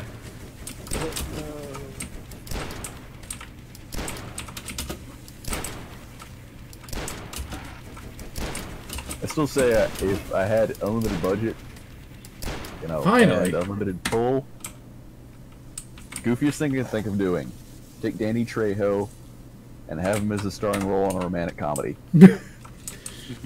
Don't say that too loud. I can picture that happening in real life. With Danny Trejo, it wouldn't suck. Those badass movies are pretty good. That's true. Especially the second one, because they got Finally. Dan Glover to join up. What's Yeah. hilarious about the badass, the fact that it's based off of internet meme, which is just weird. There was a Vietnam vet on the bus who got picked up by some guy, and he like punched him out. And the guy's like, "Somebody get it! Call an ambulance! Ambulance!" So saying ambulance. And that spawned a movie out of it, and they even have that line in the movie. Yep. Snakes on a Plane was spawned from a meme. What were the best 80s cartoons in your opinion? Voltron, Bravestar, and He-Man. Best 80s cartoons. Now you gotta remember, I'm not old enough to have actually lived in the 80s. I lived in the 80s for a grand total of 11 months. I am. And, gonna say it, Jason the Wheeled Warriors and Mask. Now, see, I know what those are, but I've never seen them. For me, of the actual 80s cartoons that I've seen all the way through, I still say the first two seasons of Transformers holds up, then followed by Voltron. Voltron, the original dubbing they used was utterly insane. Like, if you listen to the opening crawl by Peter Cullen, it's like the Galactic Federation of Space Explorers or something. Like, it was complete and total word salad. The plots never made any sense, but, well, without Voltron we wouldn't have a lot of other things. It doesn't make any sense because they had to censor so damn much. People died in that series. A lot. I think, actually no, I take the Transformers thing back because I forgot that that was an 80s show. And yeah, I'm not surprised that they had to censor all that crap because it was the 80s after all. Don't want to make the children too scared. But, despite that, there was one show that stood above them all that I actually did start watching a few years ago but never finished. Robotech. Actually had good writing, good characters, really, really nice animation. I'd say of the... yeah, but even though that was one of my faves as in the 80s, in hindsight, I'm going to be a snob and just say, watch Macross. The translation is so much better. I'd imagine so. I actually wanted to watch the Robotech version of that just because it was an 80s show. I wanted to kind of get the full experience. He-Man's not bad. I recently watched a few episodes of that. It definitely is aged better than I thought, although it's completely insane. I mentioned this in another live stream about how like there's talking comets and crap like that. It's like, I can't imagine what these guys were on. Actually, we're gonna go the secret route. I'll just stick with the Dolph Lundgren movie. That's what I grew up with. Yeah, it was actually pretty good for what it was. I know there's a lot of people who... Fine, the actor that played Skeletor did a really good job. Frank Langella. And, you know, it's one of those things where it could have gone a lot worse. Okay, must save. I mean, they probably did the time travel thing to save money and do something different from the cartoon. Yeah, Now, evidently, there's going to be a He-Man movie at some point in the next couple of years. But, meh. I don't really care that much. They did the same thing with Beastmaster. Beastmaster 2 goes into the 80s or 90s. Beastmaster 2, lost in the 80s. It's awful. The first one's pretty good, but man. I only ever saw the TV series back when it aired on the Sci-Fi Channel. We did a pretty good review on Beastmaster 2. And the one thing I never understood, and I'll bring it up again, is why the heck in Thundercats in credits is it listed psychological advisor? What in the hell were they doing that they needed psychological help on call? Of course, the really sad part about the first Beastmaster movie is they couldn't afford to like get a black tiger, so they just painted the regular one, and the paint was toxic, and the tiger licked himself a lot, and yeah. Whoops. Well, psychological consultant. Maybe that's when furries were still seen as psychologically deviant. Furries didn't exist really that much back then. Yeah, that's a good question. Well, you know what I find funny? That reminds me of something similar. There's a, shall we say, SJWE website I like to frequent just to see what they're saying. And in the Gaze into the abyss. Yes, and this is the funniest part. It's a forum. The very first thing on the forum is suicide and depression watch. No, the hotline, suicide and depression hotline. It's like, well, you wonder why you feel so bad. Maybe it's because you're all nuts. But I found that heartily amusing. I mean, I'm not really amused at other people's misfortunes, but, well, damn. Well, here's the thing. Speaking of someone who does actually suffer from depression, if you want to get healthy, seek help. Go out and get help. But that's not something you can force someone else to do, and that, that said website you gazed this at, they don't seek help. They think they're fine. That's the problem. Yeah, they're fucking nuts, I'll tell you that. Sorry. No, go on. I don't really want to go on about how nutty these people are, but... Like, they made 3 Beastmaster movies and a TV series. TV series is okay. The first Beastmaster, yeah, worth watching. Second one, no. Third, why? Why did you do this? Oh, there's also Thor the Conqueror that came out in '83. Thor the Conqueror, huh? Oh, you're turning 18. Well, honestly... You get your long gun rights. Won't get your pistol rights for a couple of years, but hey, that gives you time to plan. God, how many Scorpion King movies did they make? Scorpion King... Book of 8. Souls, 2018. What? Direct to video. I know, it's... Scorpion King 9. So very tired. Only one had The Rock in it. And that's the only reason anyone watched it, because... I still remember... Before The Rock. Was he wasn't popular then? I thought he was. That was a long time. He's been popular since 1998. He was in Star Trek Voyager as a wrestler. I'm not even joking, and he fights 7 of 9. He's actually a Star Trek fan. It's always surprising, all the people that actually do like Star Trek. I'm always surprised there's that many. Sadly, there's 5 Scorpion King movies. Well, think about how many Fast and Furious movies there are, okay? That's... Too many. Scorpion King and the Furious? You know, I would like it... It's one of those things where... I would never watch the movie, but I still like it to happen, where, like, the Scorpion King is, like, their great, many times great ancestor. And The Rock, in the 11th hour, gets his Scorpion King powers. He had powers, I remember after the Fast and Furious came out, and then they had to make a bunch of other movies that were kind of like it. Like, there was one called Torque, and it was about, like, motorcycle people and stuff. No, I don't remember any of that. I haven't seen that yet. I heard that was really big or so. Some of them were terrible. Oh god, we got the red guys. But thankfully I got the Riveter! And Techstorm, I would actually recommend not... This will sound heretical, but I don't care. I would actually recommend not bothering with the AK and just going straight to the AR. It's just so much easier to modify and things of that nature. If you really are dead set on a rifle, that's your best bet. Because right now you can get a brand new AR that's actually well manufactured for about $350 from Palmetto State Armory. And if you're going for 7.62x3.9, honestly, as much as I like the AK and I've trained people on the AK, go look at M+M Industries M10X. It's a better rifle.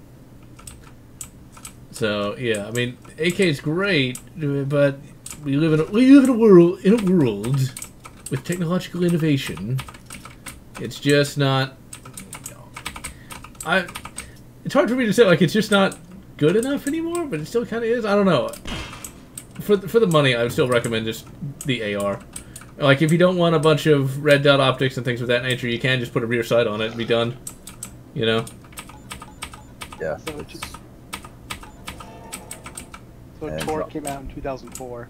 The biker returns from Thailand, set things straight with his girlfriend. One gang leader wants him to deliver of 2 motorbikes filled with crystal meth. Another gang leader wants him for murdering his brother.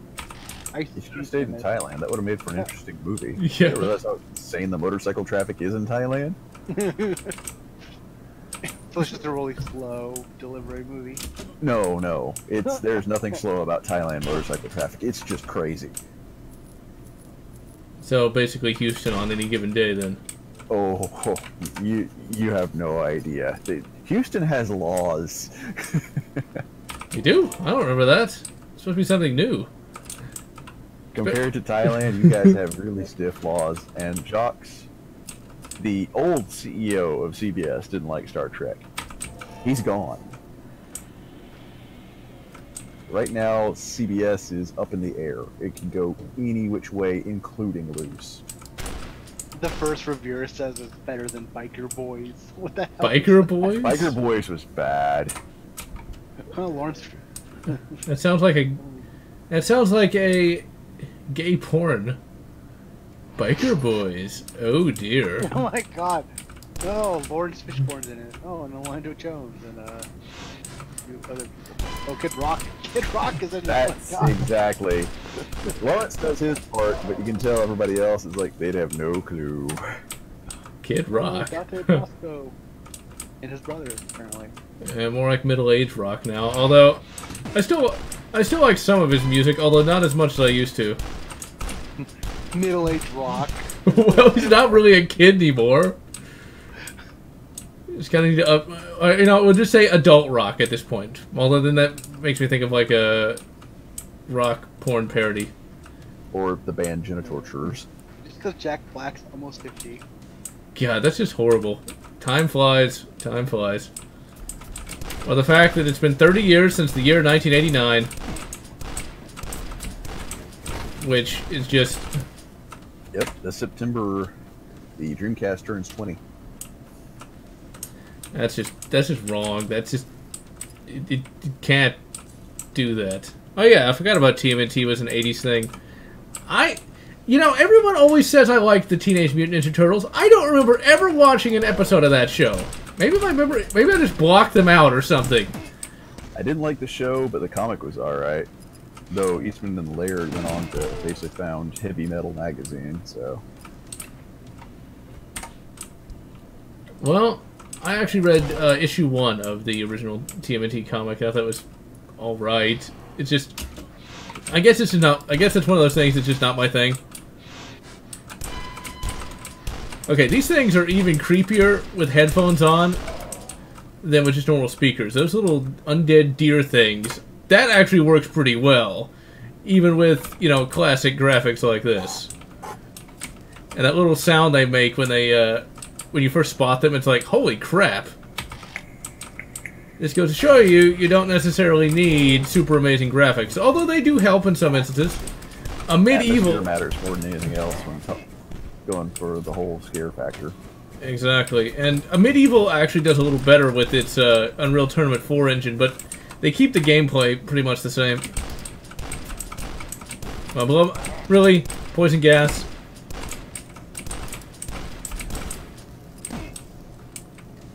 This game is definitely worth the $20, and I don't say that lightly. I do not say that lightly. But evidently, there's going to be yet another Transporter film. What? You serious? Oh wait, no, it's not Transporter. I was about to say, what else does he have to do? No.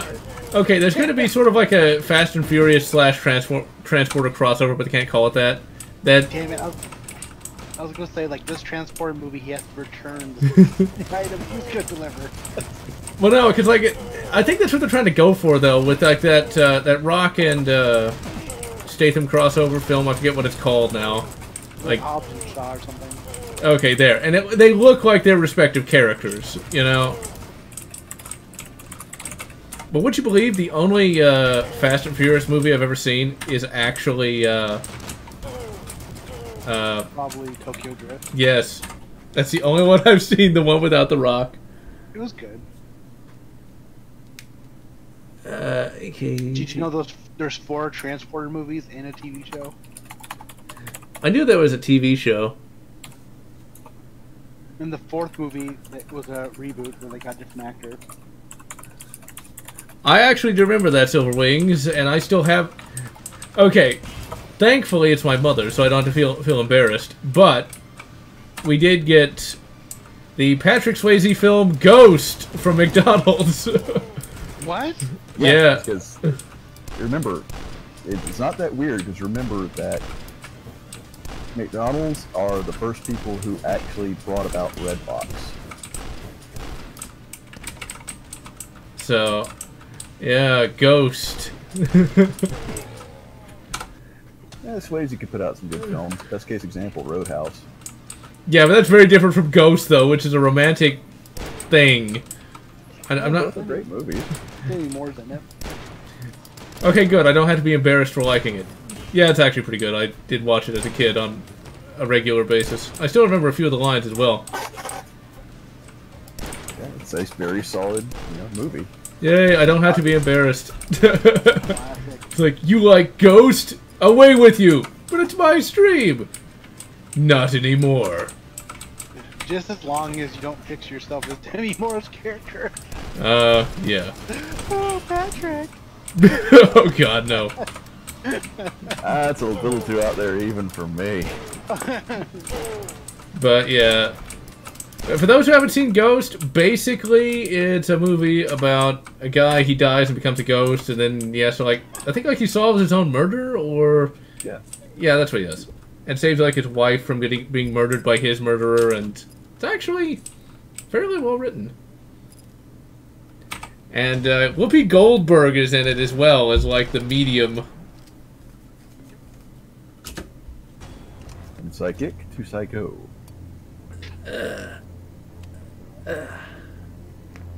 The Murder, She Wrote Magnum crossover.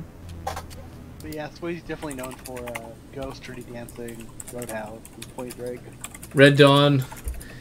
Okay, so... I'll always remember him from that 2-1 movie or whatever, Think for Everything, Julie Newmar. Thanks for Julie Newmar, yeah. So now you're gonna see him, Wesley Snipes, and That's actually a movie worth watching. It's freaking hilarious. other actor, yeah. Okay, see now... Guzzamo? And I have to admit, I did see that one as well, as a kid. See, I can actually blame that on my mother. It's like, yeah, she made me watch all those movies. Actually, that movie wasn't that bad, I gotta say. It sounds really stupid, but I can't imagine what it would be like today. It's a little stupid, but it's still good. Dude, I grew up watching things like Grease. Thankfully, I missed that. It's funny because they're supposed to be drag queens, but they're in their drag the entire film. Well, they take their role very seriously. Actually, dude, they knocked the performance out of the park. Which It's kind one of those movies you think you're not gonna like until you actually get into it. Like, I like this. Wait, John Leguizamo did the best job, though. Yes. Most convincing. But So- that's because he's an awesome actor. And only on this live stream do you get to go from AKs to John Leguizamo in drag. That is how you know he owns that role. Now, if only you had an AK, then He also saved the Super Mario Brothers movie, so... Yeah, but that's not the only thing that saved the Super Mario Brothers movie. There's no saving it past Zappo. Along with Drunk Bob Hopkins and Dennis Hopper being Dennis Hopper. It's kind of like saying Raul Julia saves the Street Fighter movie. It's freaking Raul Julia. Yeah. There's not much he can't save. The Mario movie was kind of weird, though. Over! What? Game over! I actually reused that line in some review, although I can't remember which one it is at the moment. But the Mario movie is kind of weird in that if you just... Back when TV used to be a thing, when you like channel flip and find that movie, if you flip to the wrong moment, and like you just see like the dinosaur cyberpunk thing, you'll have no idea what you're watching. I figure they should have just basically dropped the Nintendo license and just gone crazy with it. It actually, the Double Dragon movie just had weird ideas for post-apocalyptic. That's just it. The Double Dragon movie. Here's the thing when it comes to storyline of Double Dragon. That thing's been altered so many times that it's ridiculous. First it's post-apocalypse, then it's not the post-apocalypse. First it's in New York, now it's in LA. I can write a dissertation on all the changes that have been done to that storyline. And it's not a complex storyline. And only one of the Lee brothers could actually fight in that movie. And it wasn't Scott Wolf. I honestly have never seen it. I didn't even know it existed until the Nostalgia Critic video on it. I had no clue. Best movies based on video games. Not sure. Doom. It ain't the Dungeon Siege movie. No, that is the Dungeon Siege movie, like the ultimate guilty pleasure bad movie. Like well, it's Jason Statham under direction of Dwayne Ball. Ray Liotta. Burt Reynolds. Yeah, it's... I suppose Postal would be one of the best video game movies. We're going by authenticity. Now Ron Perlman. For... The amount of actors in that movie is insane. Matthew Lillard. Oh, not Matthew Lillard. Actually, does an okay role in it. Oh yeah, John Rhys Davies is also in it. So. Oh, bless him. Kristanna Loken has a small role in it. Of course, she was Blood Rain as well. Blood Rain. You know, you realize if Uwe Boll could have ever at any time gotten John Rhys Davies, he would have. Now, when it comes to the Blood Rain movie, it's one of those things where I knew someone at one point who was a early teen when that movie came out, and begged their parents to take them to see it, saying, "Oh, it's going to be a great movie. It's going to be really, it's going to be like a serious movie." And then, well, yeah, that did not end well. For me, when it comes to video game movies, my two favorites are Lara Croft Tomb Raider, because Angelina Jolie was very attractive. And the story wasn't that bad either. It had a very early, I can't remember his name now. The guy who would go on to play James Bond. Daniel Craig? Yeah. I think he was like the villain in that, or something. It's been a long time since I've seen that movie. But by far my favorite video game movie of all time will always be Doom Arenas. It gets it so right, and it's like, it's finally we get a Doom movie worthy of the name. I think an honorable mention for me, though, will be a really obscure sci-fi channel film, I should say. Oh crap, I'm out of ammo. That's not the name of the movie, but actually it does happen in the movie, though. SS... Mortal Kombat. That sounds like a Burt Gummer movie. Oh crap, I'm out of ammo. The movie.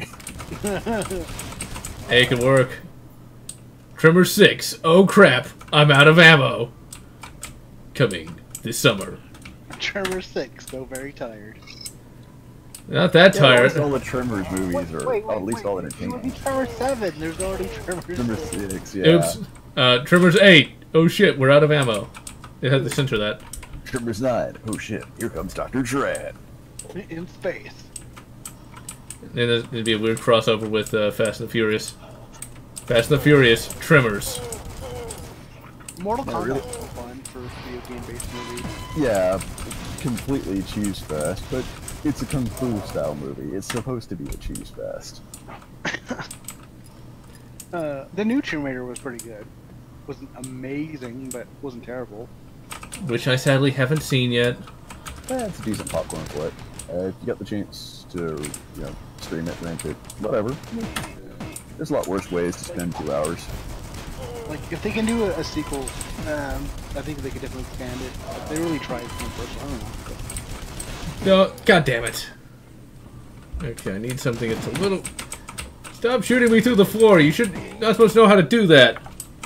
Well, the most financially successful video game series is the frickin' Resident Evil movie series. Oh god, don't remind me of those. Oh yeah, Street Fighter 2, the animated movie. See, I forgot all about those. Yeah, that one's good. Doom Arenas, SS Doom Trooper, which is basically it's a knockoff of Return to Castle Wolfenstein. It might as well be. Even the Doom Trooper, which shows up for a grand total of 5 seconds, and it looks like it's using a PS2 to animate. It what looks. about Rampage? Oh yeah, that's also pretty good as well. Silent Hill, I thought was pretty good. I have not seen that either. I don't think. I know they took a lot of liberties. But... Oh, crap. Get the riveter! Okay, I'm gonna need to jump down. Actually, what I need to do is I need to shoot these things before I jump down there. I'm gonna blame the chat just because I can. I mean, if you want a cheesy fighting movie, the Dead or Alive movie was very cheesy. Oh, that spoiled cheese. That's I what I remember enjoying it when I rented it. See, I never got into that game series, so it doesn't really interest me much. The main villain takes all their fighting skills and has to wear special sunglasses so he can be the ultimate fighter. That sounds like the stupidest thing ever. The only thing I know about Dead or Alive comes from the commercial, and it was the beach volleyball commercial. That's it. That's all I know. It's like, I guess there's a scene like that in the movie. They fight and play volleyball, I guess? Yep. It's an okay game series for what it is, and being massive amount of essentially what is fan service, but it's right up there with the Virtua Fighter animated series. I don't want to watch this.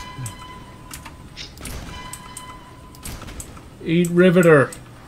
At least it knows it's dumb though. It just tried to be a smart movie. Yeah, but it could be so much more too. Like House of the Dead. Because front flipping before throwing an axe to kill a zombie is the most efficient way to kill a zombie. I've never seen House of the Dead either, but the funniest thing about that, though, is hearing the little rant the guy gives. He's supposed to be giving orders. I actually listened to exactly what he was saying, and it was utter nonsense. He's like, we need to get 3,000 flashlights. It's like, okay. We're not the Imperial Guard here. What are 3,000 flashlights gonna do for us? Yeah. House of the Dead is so artistically well done. You know, if you take themes of the video game for transitions in the movie. They used paintball kit as quote-unquote tactical gear. yeah, it's tactical. I mean, they're using JT goggles, masks, gloves. Like, I recognize this shit. I should not be able to recognize this shit. Every character gets their own camera spin around moment. Including the axe scene. No, that action was hilarious though. There's a zombie. He's gonna do a flip in the air and throw an axe at me. I'm gonna jump up and shoot a shotgun at him because that'll work. Juggle physics. Buckshot versus an axe. It's based directly on movies. House of the Dead 2 wasn't bad, but then again, Uwe Boll didn't do that movie. You know, when it comes to those video game movies, the thing that annoyed me the most about Doom is it might as well be a Uwe Boll movie, but it wasn't done by him. Well, the quote-unquote original Doom movie wasn't a Doom movie. It was Ballad of the Black Med Kit. Okay. I heard that there were producers on the new movie. They're like, we don't want hell in the movie. So you don't want a movie in your movie? You want... So basically just... They wanted to make Resident Evil, but... It wasn't even as good as the Resident Evil movies, to be perfectly honest. There's barely any shooting at all in a Doom movie. I think The Rock, who really should have been the main character, gets to shoot one zombie once. It's like, why are they fighting, like, fist fighting? It's like, come on, this is Doom, not a fighting game. I haven't seen either of the Hitman movies. The first one's not so bad. Second, I'm still kind of up in the air about. And I haven't played any of the Didn't they Hitman... make another live-action Street Fighter movie? It was like Legend of Chun-Li or something. Yes. Oh God, you don't talk about that. Just be glad there's no Half-Life movie. Because you know Oh, God. what would happen there. Gordon Freeman would be played by Mila Jovovich, and that would just be it. Street Fighter the movie. They'd choose like the most obnoxious, loudmouth comedian you could ever find, and have him play as Gordon Freeman. Wanda Sykes is Gordon Freeman? Worked, at least according to Hollywood. Look. Or barring that, And then you have Mortal Kombat Annihilation that like excels in terribleness. that's at least watchable You though. will die. That's a watchable movie though. Yeah, this is pretty hilarious. It's watchable in the Mystery Science Theater 3000 cents. I don't think You I can ever make saw fun of the it. Commander movie. The Wing Commander movie is exactly why Star Citizen is never coming out. It's because the guy has... Okay. Roberts has got this obsession of this is how I want it to go, this is how, you know, things should go, and he will not accept anything else. The only success he's ever had in the film industry has been Lord of War. The only, you know, good game he's ever put out has been the first few Wing Commander games. And Lord that's of it. War. Is that Nicolas Cage? Yes. I didn't know he That's did one where that. he's like selling guns Selling on both sides, right? Yeah. It's I forgot there was a Need for Speed movie. because we totally needed that. Nobody ever remembers it. And then there was Warcraft. I heard it was alright. I saw that. It was good. Okay, here's my rub on this one.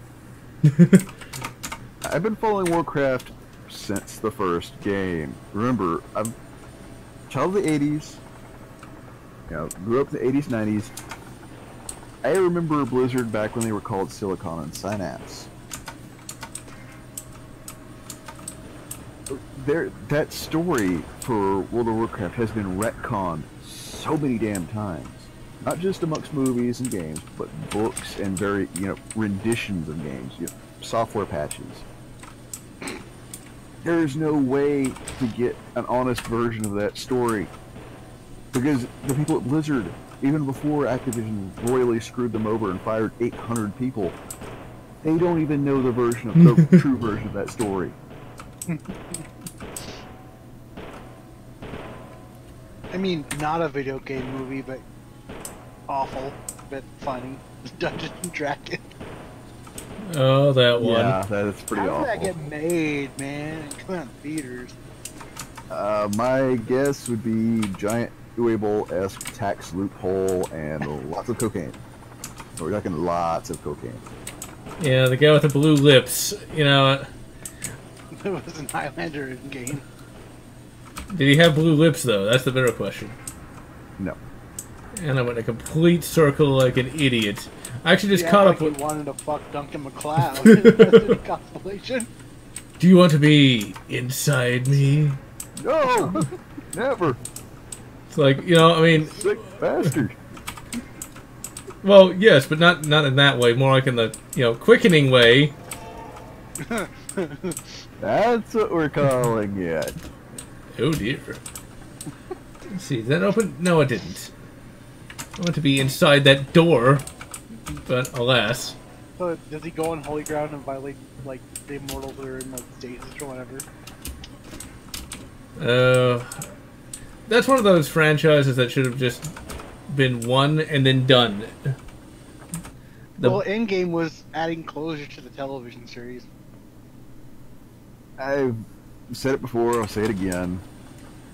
My entire take on where they've taken Highlander can be summed up in 2 words.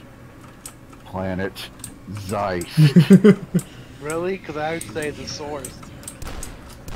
The source is terrible. I'll take Zeiss over the source. Thank you very much. That's not one of those movies that if you like just come into it completely randomly, Duncan kills the albino bulky guy by running around in circles and like causing him to drill into the ground or something. Like, oh, it's all certified. It's stupid. Oh boy. The Battle Angel Alita movie looks like it's trying way too hard. I just gotta say that because, like, okay, they're all like, "You're so special, you know, and you're the greatest." It's like I don't have any hope for it. As a Battle Angel fan, I've got no hope for it. Read the manga, watch the anime. Well, for how long it lasts, it's a very short anime, and understand there's certain things that just will not translate because that series gets dark. Yeah, but that's anime for you. I mean, these things can definitely get, okay, what the... Oh, there it is. It's like a Gundam. There actually is a live-action Gundam. I haven't seen it, but it's on YouTube. It's apparent... Then there was that live-action Assassin's Creed movie. Oh, God, don't remind me of that. 2 hours of nothing happening. Oh, but it was the game. There was also the Persia movie. The what movie? Disney failed on that one, didn't they? The Prince of Persia movie where Jake Gyllenhaal was the main character. Oh, I've never actually seen that. It's not terrible, but Disney, there's a reason why there's never going to be another Prince of Persia movie ever again. So, I know that Assassin's Creed the movie was terrible because it was... The game... Look, Game 1 wasn't that bad. Game 2 wasn't that bad. Brotherhood and, Revelations Remastered... Whatever, I can't see that far. The one with... I thought that was okay. Okay, that looks pretty cool. Like, even though this is, like, really low-res graphics, that looks awesome. Like, you couldn't do that much better with modern graphics. I mean, this whole level here, you're like in some kind of, like, blood thresher or something. It's very 40K, but yeah, Assassin's Creed. I sat through all 2 hours of that. Oh yeah, I did. The plot literally does not start until halfway into the movie. He doesn't actually get up to any assassinating. Nothing happens in that movie. Nothing. It's and like it's mainly just whatever that guy's name is, Magneto, mugging for the camera for 2 hours. It is terrible. Michael Fassbender? Yeah, that guy. Magneto. Boy. Yeah, what else was he in? I know he was in that Inglourious Bastards. Yes. No, The android. Don't remind me of that. Okay, just charge. Thank you. Planet Zeist. Naruto. You know, I never saw that. I couldn't get into Naruto, but then again, I've kind of a screwed up old Taku, but some of the new stuff just doesn't do it for me. Now that's the guy with like the headband and like he I don't even know the plot of that. It's just none of that stuff really looks that entertaining to me personally. I mean, it might be good, but it's just meh. It's kind of like the Alita's face and the live action is horrible. And yes, that does look pretty dumb. So yeah, I mean, I don't know. I think it's just they're really very overblown with what. At least the trailer was bad because this is like You're the most special girl in all the world. It's like, okay, we can see what they're kind of doing here. I mean, at least that's the way it seems to me. Like, they're trying to do the whole feminist thing, and it's like... it's gonna get a lot worse in Alita for Feminid. Oh, don't remind me. Captain Marvel is going to screw the entire not DC, but Marvel universe. Yeah, that was cinematic universe. It was Zack Snyder who did that one. Yeah. The DC universe. DC actually got some respect from me, simply for the fact that the Wonder Woman movie, not bad. Not bad at all. My only problem with Wonder Woman is the fact that it's so historically inaccurate, it's not even funny. I mean, yeah, it's completely horrible when it comes to accuracy of anything. I mean, yeah, I get that, you know, she's a superhero and that obviously that's historically inaccurate, but seriously, Ludendorff being a mad scientist, really? You're kind of like overstating his level of competence. Well, understand, this is their own narrative. It's not... Unlike the EA's Battlefield debacle, it's not meant to be taken seriously at all. It's like... But then again, they do make Addie into often like this great demon emperor kind of guy, and it's like, sure he was. Sure he was. I wonder... Being a syphilitic German, you know, vegan painter. I wonder, like, could Addie even run? I mean, like, did he have the capacity to, like, run even a quarter of a mile without, like, dying of a heart attack? What era are we talking about? We're talking, like, 1942 to 345? Yeah, well, let's say... No, he was massively out of shape, 42, 45.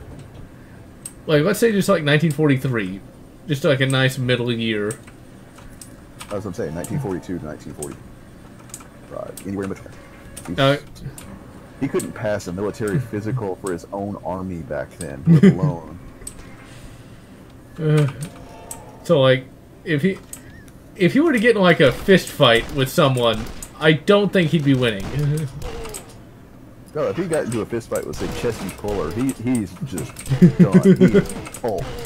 He's a red stain on the wall. Or even, like, FDR. Obviously, he can't walk, but... FDR would still mop the floor. He's probably in better shape. Oh, FDR... Guy had big arms for what he was, so... Yeah, I'm pretty sure he would have caved Addie's head in pretty quick with a few good punches. So, yeah. Unless, of course, like, he had some kind of magic power, which I don't think he'd had the attention span to do such a thing. Because what I've read, he was kind of a lazy asshole that didn't really pay much attention to anything and just was about what you'd expect from somebody like that. And yet people worship the ground he walked on. Which, you know... Well, Hitler got his power because even though he was, you know, a syphilitic vegan painter who went absolutely bonkers from said syphilis, he was actually a fairly skilled orator. And let's face it, it's Germany. It's Germany after the war, you know, the whole Warsaw Pact and all that. They're desperate. I mean, they've been financially destitute since the end of World War I. There's desperation, and there is literally toilet paper is worth more than our money. Yeah. That is true. It still doesn't make sense, but... The people who still worshipped him after the war was over, though, it's like, really? Those are just mental cases. Let's see. Naruto was sealed with the nine-tailed beast as a baby. His best friend betrayed the village hidden in the leaves. That sounds very anime. To join an enemy, the tale revolved mostly around him trying to bring his friend back. Yeah, that doesn't really sell it much to me. And what about the Shazam movie? That actually looks pretty good. Looks like it doesn't look bad, but they could have done better on the costume because it looks like he's wearing an inflatable suit. Yeah, that does look pretty bad, but I like the humor in it, though. Yeah, I'm all for, you know, a comedic superhero movie. We need that kind of now because everything's too damn serious and grim and gritty and BS. So I'll take the inflatable suit as compared to everything is grimdark. You know, you must respect women. Yeah.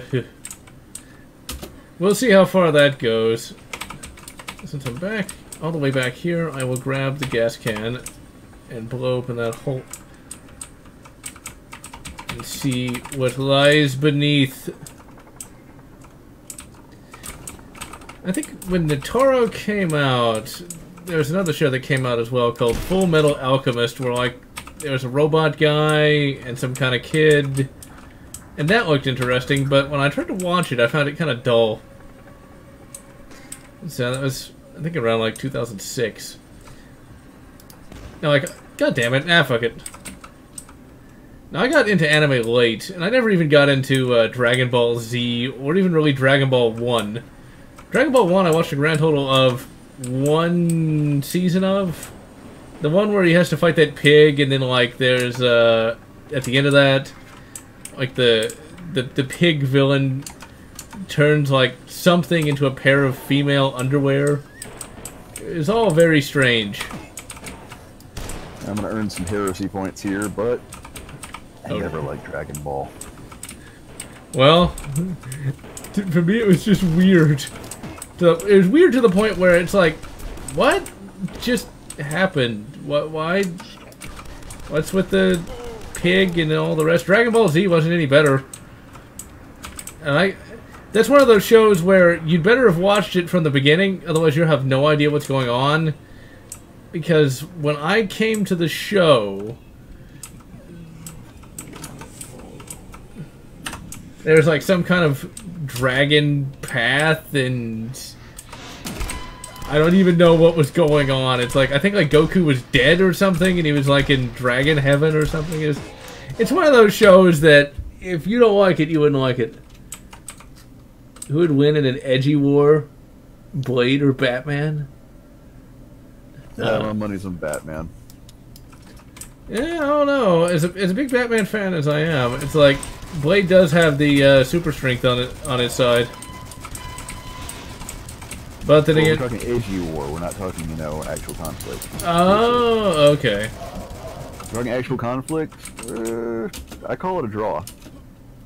Yeah, he probably has some silver on him, but I don't think, was Blade really that edgy? It was more. Well, the '90s Blade was edgy. The earlier, not so much. Yeah, because he was like a '70s character, if I'm not mistaken. Yeah. Yeah, that's a creepy looking guy. I don't have time to play with myself. I always have time for that, just not in the live stream.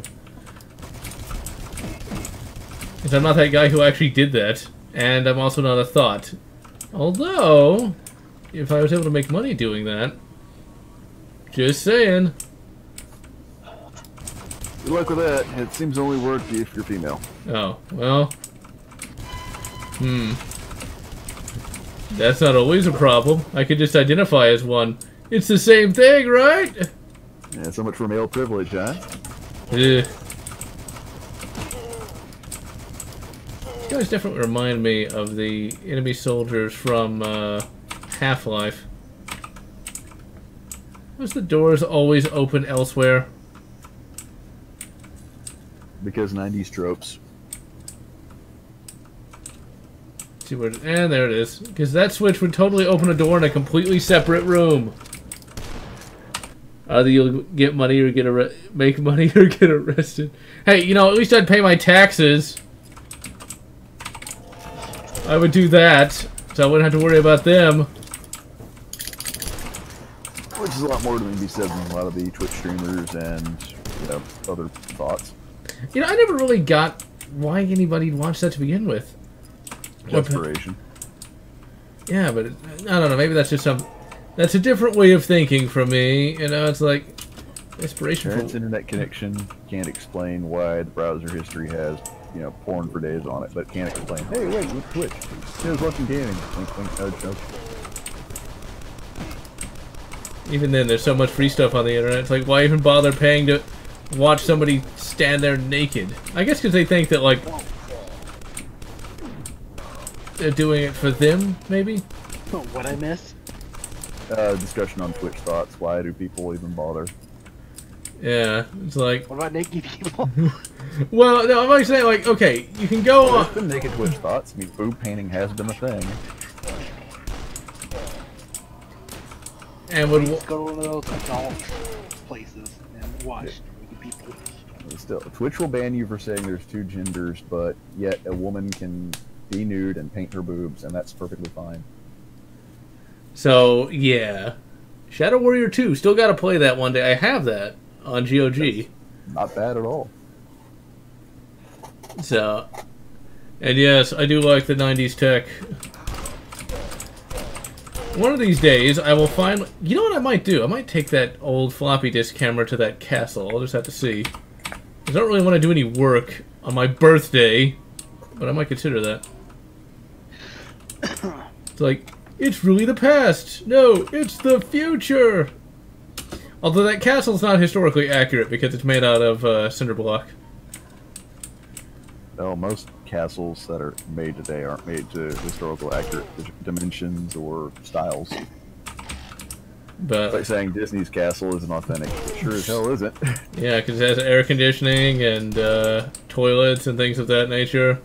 No, even if they got rid of all of that, it still wouldn't be authentic. There's no defenses to it.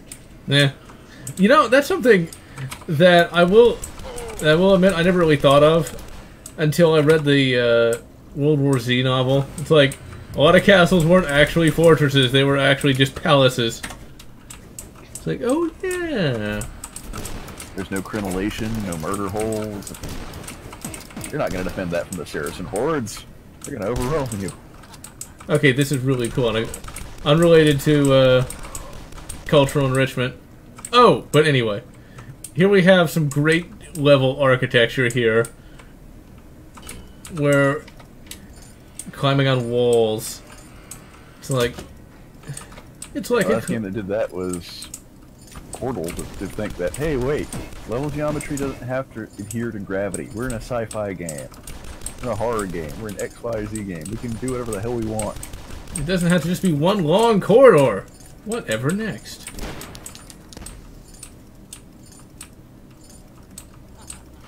Well, AVP even had like alien wall call and stuff. Yeah. Sadly, most games today are just a goddamn hallway and jump. This game has really impressed me so far. About halfway through the whole game, and you know, I had expected it to be a lot less interesting than it is. I mean, the whole level rotation and everything, it's like look at this. Look at this. When was the last time you saw something like this in a modern game? Well, it wasn't a modern game, but Thief. No, Thief. I'm gonna stream Thief 2, just to show my horrible Thief skills. Because I don't know how you're supposed to hide. I always mention this, but it's like, how do you hide? It's bright day. Well, it's not bright daylight, but it's like, really. There's so many different lights. Whole lot of makeup. Hey, you know, you get a wig. You know, you could do that. Oh, no! Oh God. Although that makes me think of there's likely a gender-swapped universe where I'm actually female, and so instead of doing game reviews and things of that nature, am I a thought in that universe? Nah, doing makeup reviews.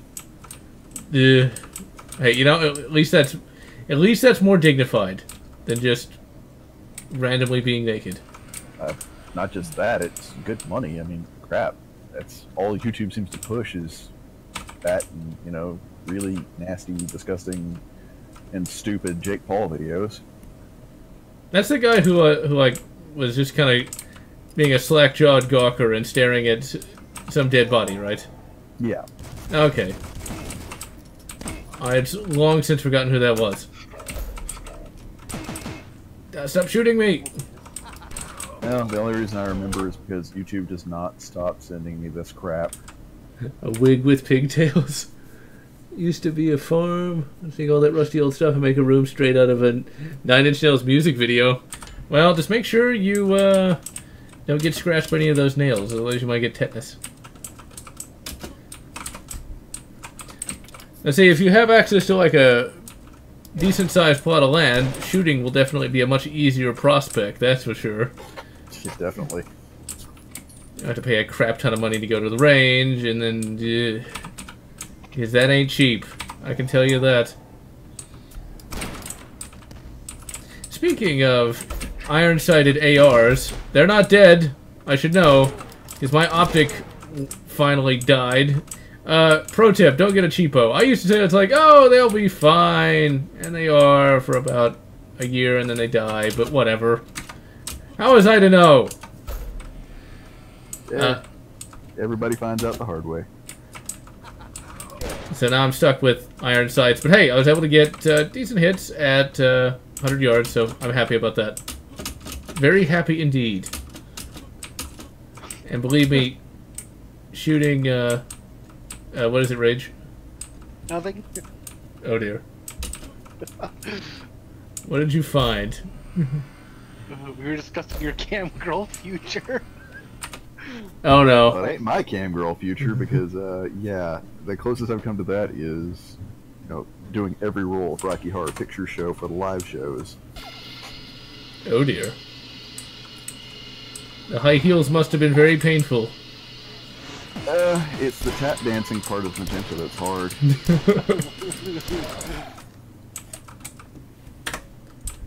I can but imagine. I actually quite like that movie, and I didn't think I would until I finally saw it. I'd heard of it for years, but it wouldn't be until like 2011 that I'd finally actually sit through it. It was worth the wait. So Lotz, what would your cam girl voice be? You know, seeing as how I was actually in a fairly long-term relationship with someone who had a fairly deep voice for a female, it might sound like that. Damn, I was hoping you'd try to do like a high-pitched voice right now. No. That would not work. Uh-oh. The tank opens. That can't be... Just create some kind of pseudo-fake French accent, that'll work.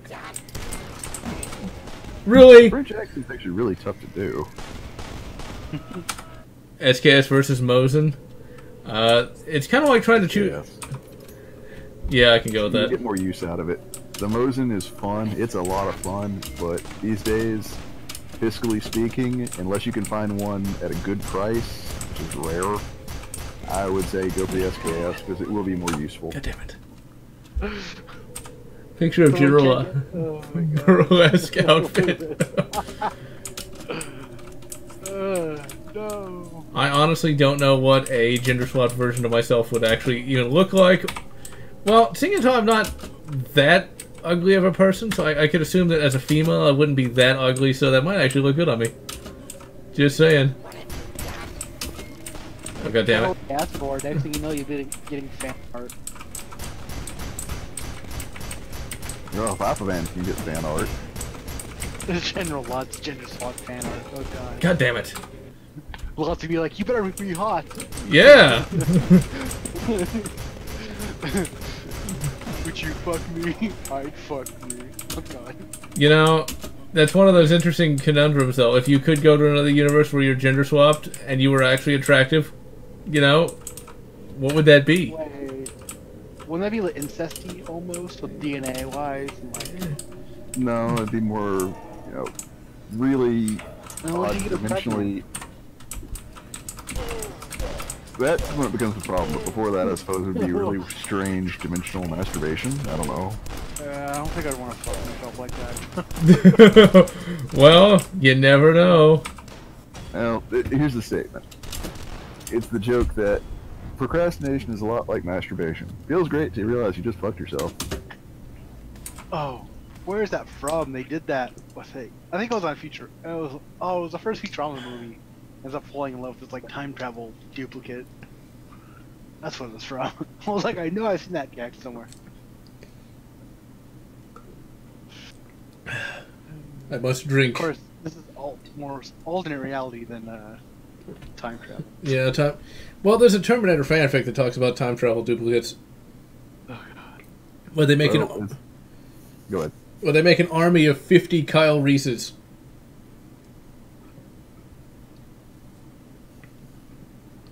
Because what they do is they, like, take a Kyle Reese from, like, each second of a minute. And they kill, like, 50 of them. Of course they all die, but that's not a hero there. Well, at least we're not going by the whole Star Trek timeline after the movies. The reboot movies, the bad robot movies, as I call them, bad reboot movies. Because now you have two different timelines, and the good news is STD is not canon. Ooh, hold on a second. This is a really nice looking level.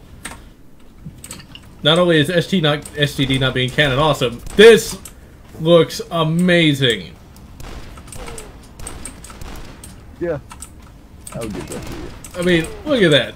There's a lot of talent that went into this. And they didn't have to just make constant DLCs either, but... Go on. Well, STD is not canon simply because it takes place after the movies, which is a divergent timeline. So it's not Prime, no matter how much they scream about it. Oh, it's Prime, it's Prime. No, it's not. It's not Prime, it's not even Prime Time, because it's not even on TV. No sane television channel would take it. Yeah, I've actually seen they made some STD books, but I can't imagine how bad those are. God damn it. I get the feeling they got some herculy-jerkily things going on. What? Really bad Star Wars writing. Yeah, it's kind of like a meme for me, at least, because there's a Star Wars book where they said the TIE Fighter was moving herculy-jerkily. I think that was Chuck Wendig, who I think got fired. Sounds like a bad porn spoof. Wait till episode 3. I don't know if I'm going to get to episode 3 tonight, but I definitely am going to get through episode 2. Watch Hercules. Jerkily. Oh god, no. We didn't, I don't need to see him jerk. But wait, isn't he supposed to be Christian, so he doesn't do that? But anyway, late teens, early 20s. Married. No, Hercules, not again. Oh, shut up, Yolan. Oh god, no. If Lena and Gabrielle are getting higher ratings, who are we? Well, of course, then again, the joke could easily be, well, they were supposed to be Greek after all, just saying. But, let's see. Well, while I was reading the chat, I ended up getting shot. But I actually did start late teens. I was 19 in 2009, and that's when the YouTube channel was started. So, yeah. And I'm glad I still look nice and young, despite being 30. That's what not drinking and smoking and all the rest will do for you. Because...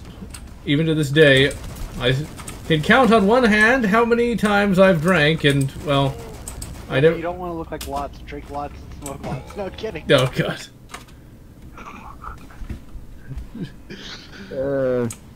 People have seen what I look like. They know what the results are. You know, I don't think I've actually seen what you look like. Yeah, it's on my channel. I don't think I've even seen your channel. I didn't even know you... don't want to see it. Maybe you like Medusa, he'll turn you to stone. That's no. Yeah, not that bad. I mean, I'm ugly. I'm not gonna lie. I am ugly, but I'm not that bad. Well, if I can look in the mirror and see myself multiple times per day without having that happen, I think I'm fine. I think I'll be fine. Like a bajillion like warts and moles on your face. I think you're probably okay. And if you do, then I'm an asshole right now. Well, I'm down to one eye. That's about as, out there as I can get. Yeah, but that didn't stop Kurt Russell when he played Snake Plissken, so. Well, let me put it this way: if Larry Correa can get a hot wife, anyone can. Although he thinks he's ugly, when I saw him in real life, he wasn't that bad. Although his head had an interesting shape to it. I'm just gonna say that. I think it's mean to call people ugly. Why do people be like, oh, Danny Trejo's ugly? It's like, he'll kill you. Oh, no. Oh yeah, you got the whole polite company thing, but in my case, yeah, go ahead and call me ugly. I don't care, because you're speaking the truth. let me put it this way. I think it really true ugliness. Well, here's where I get to be all philosophical. True ugliness comes from within. Oh yeah, but it's an SJW thing. I mean, let's be absolutely honest. They're ugly on the inside, and their outsides are even worse. Let me put it this way: so long as you don't have a what do they call that now? It's not fuckface. It's Butterface. Okay. no. There's a new term that the kids are using today. What's it called? Cuckface. That's what it is. That's what it is. As long as you don't have that, you should be fine. As long as you don't look like Ian Miles Chong. Who? I don't know. I don't think you should really think of yourself. I don't think a person would really think if they're ugly or not. I don't know. It's just a strange idea. Yeah. Although I used to think I was really ugly for a long time, but when I ended up Hey, there's hope for the ugly. I mean, I had quite a few hot girlfriends. And one I almost married. I screwed that one up, folks. Not the other way around. Nah. That's because you're good at cooking and probably eating too. But Hey, that's something I'm also. Wink, wink, nudge, nudge. Yeah, that's something I'm also good at. But we need not let that worry us at this time. Need not let that detain us. Crackdown 3 Day 1. Oh, I forgot I forgot that was a thing. Now I kind of want to play that. I hope they don't screw it up. So now, Rain, you are now Snake from New York. Hey, I wanted to be Snake. Yeah, well, at least I can be Jack Burton. It means I get to drive an 18-wheeler. Although I've never driven stick. We need to get you a wheel and either Euro Truck Sim or American Truck Sim. So, yeah. All I've ever driven is automatic, because I'm lazy. Stick's not too bad. There's a rhythm to it, though. That's what I've heard. Although I'm glad I don't have to drive that here in Houston. The stories... No, you got hills in Houston. That's where it gets real quote-unquote fun. I've heard the stories from my various family members who have driven it. And yeah, I try to make sure you let up the clutch and all the rest so you don't roll back into the person behind you and all those fun, goddammit, things. Erebus Reactor. Dark Vision's asking about your eye, Rain. We didn't lose it. I mean, it's still in my head, but unfortunately it was ripped out of my head at one time. The damage was just too much to... Jesus Christ, how that happened? The fight got serious. Oh my god, sorry. Oh no, that guy. That sounds painful. 3 things I don't really care for seeing in movies. Eyeball stuff, intestinal ripping. Well, in that fight I got kicked in the balls, I got my eye ripped out, and... Oh, dear Lord. Oh, the other guy got it too. I mean, there was no winner in that fight. So wait. So what you're saying is... I'm putting my hand over my eyes right now. It's just like, no. Honestly, We it's... were both hospitalized. There was no winner in that fight. Ugh. So wait, was that a werewolf or something? No. That's... me sober versus one big drunk guy. Oh. Holy shit. Mm. Oh my god. So, is your eye somewhat functional? Best way I can put it is it's knocked out of balance, and if you want to understand what it's like to see through it, and that, look at frosted glass, really, really frosted, and it's permanently out of focus. It's to the point where I can't really read out of it, I can't really do much of anything out of it. I can block a punch if I can, because I can see it coming, but that's about it. That sounds most unpleasant. How could you... I guess that's how hard some of these people can punch. Well, he didn't punch. He came in... He didn't punch his eye out. Well, that can happen. Oh man. Best case example, if you ever want to see that happen on video, look at Leonard White when he was wrestling in Japan as Vader. No thanks. He threw a punch, but his thumb was out, and I didn't see it until it was too late. And... Oh god, that hurts me now. Like, okay, it's like at first I'm like, okay, I'm okay. Then when you say that, it's like, oh my god, that. Well, at least now you know what true pain feels like, so you won't be surprised. No, there's things a lot more painful than that. I'm not gonna say, oh, that didn't hurt, blah blah blah. No, it hurt. Hurt like hell, but there's things a lot more painful than that. I don't want to know. Yeah, like tooth infections. Never had a tooth infection, but I have had surgery on my jaw, and that genuinely sucks. I honestly thought you said tube infection. It's like, okay, that sounds disgusting. You know, like a fallopian tube. Well, for the Valentine's Day story, we get to do a story about eyeball popping out. Hey, you know, if you don't have a date... Oh, I broke his arm. Make no mistake. He paid for it. I broke his arm. I broke a few of his ribs. I could feel that when I punched him. Did you like break his arm to the point where his bone popped out of his flesh? No, but it, you know, I dislocated it enough to, you know, pretty much ensure he's never going to use that arm the same way again. Well, I have the story of the time I picked up a big rock. They just fucked with the wrong Native American. Rain. And he caught a pool cue to the side of the head. I'm talking the cue ball, not the cue stick. Oh. Because when I fight dirty. See, I don't have anything cool like that. I picked up a big rock once and it cut my hand. Honestly, you know, it made quote unquote sound cool in hindsight. It's like, oh, you did this, you did this. No, it sucked. Well, yeah, I would have avoided it. I would have avoided it. Well, I know. I would have been screaming a little bitch if my eyeball popped out of my head. I don't know. You might be. No, fuck. Well, it's one of those moments that you're pissed off. You're already hurting, and all of a sudden, you know, you see a fist come in. You're like, okay, he's gonna punch me. I'll take the blow and make him pay for it. And all of a sudden, you're knocked back. Like, wait a second. I'm staring at him and the ground at the same time. The hell. Reach down and inadvertently pull a Leon White, push it back into my head. Well. Now my stomach's turning.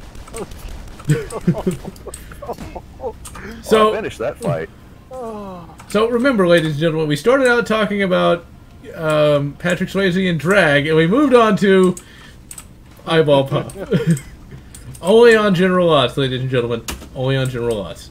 No! You asked, and I'm not going to lie about it. I'm not going to, you know, I'm going to tell you how it came. It may not be pretty, but it's the truth. And then we move on from eyeball pops to favorite video game reviewers. There's me. Wait, that doesn't count. You know, I don't really watch that many. Mainly just like LGR, and that's about it. Like a thumb to the eye. That would have debilitated me too. Well, movies always make eyeballs like super sensitive and like easy to. I'm not gonna go into detail because you already told me you're squeamish, so no.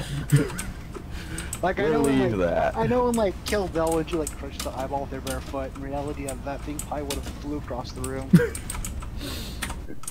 Like I say, I'm not going into detail. It can get enough for me, and I've seen quite a lot. Well, I want to get into the detail of something. There's a YouTube video I watched just today about a car crash in Iraq. I'm not going to mention any more than that, but it was pretty bad. It was about the guy who had to clean it up. Oh. That's a person I genuinely feel sorry for. After the bodies had been out in the hot sun for 2 weeks because no one else was going to do it. Oh, no. Yeah, it's Iraq. The place is messed up. So, hey, at least it's not stories about camel spiders. Oh, not those. It's like... and you think janitorial work is bad? Oh, God. Camel spider. I'm of the belief that camel spiders did not evolve. Somebody somewhere opened a portal to hell and that crawled out. Oh crap! Crap! Crap! Oh, wait, she was a boss. That's just a... That is actually another creepy enemy. Reminds me of that chick from the second Reanimator film. It was held together with like thread and... Oh god, oh. Latex. That part where she... Oh, when she falls apart at the end, that was just... Hey, that's what... So, if you're gonna watch Friday the Reanimator, watch in HD though, because you can really appreciate those effects. Well, it's like watching Dead Alive. You gotta watch that in the Blu-ray release. I haven't seen Dead Alive in years, but yeah. I kick ass for Lord. Yeah, I've never actually seen it at all, just because I don't really like to see a lot of gross out things. Well, it's so over the top though, but it's still gross. Civi 11, never heard of any of those. I've heard of that GG Man Lives guy, he's pretty good. But the others I have not. I shall have to take a look at that when I get the chance.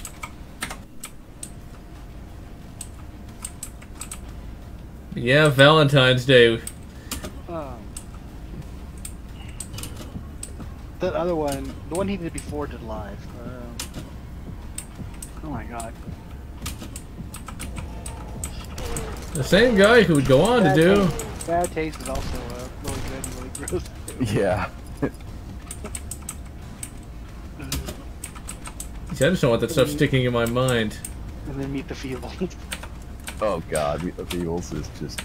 That's out there. That's almost another level of out there. Peter Jackson was a very different man back then. Evidently, his latest film didn't do very good. Mortal Engines, I think is what it was called. It was a kind of a shaky concept to begin with. That's that. I think it was about cities that like ate each other or some weird thing like that. Basically, giant moving fortress cities, all of 40K. He didn't really want to do the Hobbit movies. He just kind of got stuck doing them, like because directors kept changing hands. It seemed like those projects. Yeah, one time it was Sam Raimi, then it was Del Toro or whatever, and then eventually went back to Jackson. What were you gonna say, Rain? For somebody who didn't want to do it, he did a pretty good job of what he was given. Now, I'm gonna say this. No, they're not as good as the books. But that being, and nor are they honest to the books. That being said, not a lot of people can put up with the books. So, I thought it picked up when they got to the Desolation of Smaug. I'll say this: Lord of the Rings. I was old and I was probably the target audience for the movies and didn't like them that much. And pipeweed.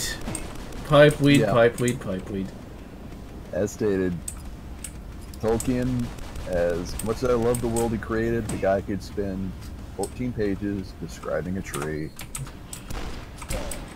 It's like, As far as a little, my tongue's sticking in my mouth today. The Lord of the Rings movies, I think, were great at cinematic movies at the time. Being on the big screen was worth it, as I thought. Oh yeah, Ross Scott's pretty good. Yes, Ross is. All I can say with it comes to The Hobbit, I watched that about when I didn't watch it in theaters. I thought it was like, it's Sweeping Vistas, the movie. It's like the characters weren't that amazing, and it wasn't for me. King Kong remake. Now that I could get into. Bethesda wants to implement microtransactions into some of their single-player games. Bullet That's DLC. The Frighteners was also really good. Yeah, The Frighteners is a very forgotten film, though. Which is the one with Michael Jackson and the goat? Not Michael Jackson. Michael. No, Michael J. Fox. Michael Jackson. Michael Jackson and The Frighteners would be a very different movie, though it might actually still be worth watching. No, it was because the other day I was talking about Ghost, which was a short film that Jackson was in. Stan Winston directed it, Stephen King wrote it. So Lotz's brain. Well, Michael Jackson. Great movies based on terrible books. Yeah, Lost World. everything written by Stephen King. I'm Jeffrey sorry, Combs also in The Frighteners. I'm a Stephen King fan, but his movies and books are both great and awful at the same time. Yeah, his awful movies are like treats almost, though, now. I'm sure over there. Hey, it did bring us one of the most badass AC/DC soundtracks of all time, Maximum Overdrive. Second. Get up on Blu-ray. We made you! God damn it. I got 13 health, 29 morale. Motherfucker. But that Green Goblin semi-truck was badass. Yeah, that's the one thing I remember from that film. Stan Lee was wise to sign off on that because it made something which was free advertisement and honestly was, as you stated, badass. Somebody owns it because I think, yeah, I heard they like restored it. They like found the original one. And it was kind of cool. Far Cry by Yui Bowl wasn't that bad. It was somewhat like the games. They even got the guy in the red shirt. But then I didn't see it. I didn't even see Alone in the Dark. For me, Far Cry wasn't bad because it also had Don S. Davis, aka General Hammond. Hammond of Texas! Even though, Honestly, if you're gonna make a Far Cry movie, No! you really should have done, you know, Far Cry 2. Just have it be a conflict in Africa. It doesn't have to be an art piece. It doesn't have to be sci-fi. Who wrote the script for that Far Cry movie? I don't know, but the way Bowl directed it. I was expecting. God damn it. It's Alan fine. Guns of Navarone. Now that's a classic. I have not seen it in that's- many years. Worth watching. I don't remember if the sequel was any good. Wow, Far Cry movie came out in 2008. Yeah, 11 years ago. Man, things were very different in 2008 for me, though. Just, I'd never had... At that point, I hadn't had any real friends for over about almost 8 years by that point. And so, that was an interesting change. Honestly, I've talked to more people since 2010 than I had in my entire life by that point. So that's one of the good things that this YouTube channel has brought, even though I haven't actually made fame and fortune. Well, fame of a sort, but no fortune, I can tell you that. Support on Apparently Patreon. 3 people wrote that Far Cry movie. What? It sounds like they have a problem and there's too many cooks in the kitchen. One of them's known for Alone in the Dark, The Name of the King, House of Dead, and Blood Rain. That explains a lot. So is the other one. And the third writer is only known for Far Cry and Blood Rain Deliverance. I think in all reality, Striking out all around. when you've got 3 writers, that means there's 1/3 of a writer in each of them. And they're trying to come together and actually be one whole one. They made Alone in the Dark 2. Alone in the Dark 2. No, Will Bolden directed. Whoa, that's... 2 people directed. Oh, Alone in the Dark what? 2. So, you know, you got, like, Star Wars, 1 director. Alone in the Dark, no, it's even better than Star Wars, you gotta have 2. You just have to. You should watch the 80s Alone in the Dark with Donald Pleasant in it. It has nothing to do with the game. That's because the game didn't exist. I know. This is a very big level. It's Arnie! AKA Big John. It's literally somebody doing an Arnie impersonation. I love this game. I mean, this is... I'm glad I waited. Because that means I have something to play now, but... My God. You know what's more impressive or depressing? The people who are still turning out those witchcraft movies. Oh gosh. Witchcraft? They're all like shot on Chideo, and there's like, I don't know, 15 of them. It'd be like saying, okay, we're gonna make Warlock 3. Nobody remembers the first two. I think Warlock 3 might exist. I don't know. Let me find out. Warlock 3, Electric Beagley. Also, I just killed Arnie, by the way. He is dead. I blew him up. He was literally asking for it. And I was able to... Electric Boogaloo. Oh my god, they did make a Warlock 3. What the hell? Innocence. Nobody remembers the first two. The hell? Wow, it came out the tail end of the 90s. Oh, wait. 1999. Episode 1 is CG everywhere, and it hurts to see 1996 CG. Yeah. If the movie sucks, you just call it Warlock. Oh, God. That's it. The first two really didn't suck. They're B movies. They're all right. What the hell am I supposed to do here?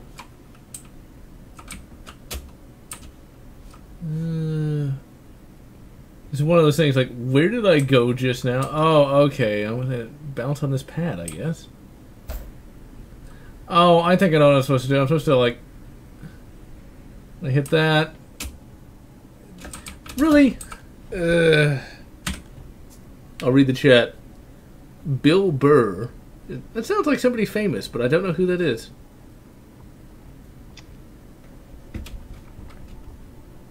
All I know is I'm stuck. Stand-up comedian. And yeah, Windows is ending support next year for 7, in which case I'm probably going to switch to Zorin OS or similar. I cannot get around Win 10. It's really not that bad, though. It's not that bad from a user point of view, but the idea of I have no control over my own OS and I'm permanently subject to spyware, no thank you. Yeah, you got a point on that one, but yeah. I never could get into Linux because I've tried, but it's just something that I could never really figure out. I could never figure out how to even run a program via that. And I tried! Babel Skylab, building towards the future. Wait, building toward the future, not towards. That could be more grammatically correct than I am. I was... Oh, wait, is he that... Bill Burr, I guess, is that guy from that F for Family show that I know exists but never have watched.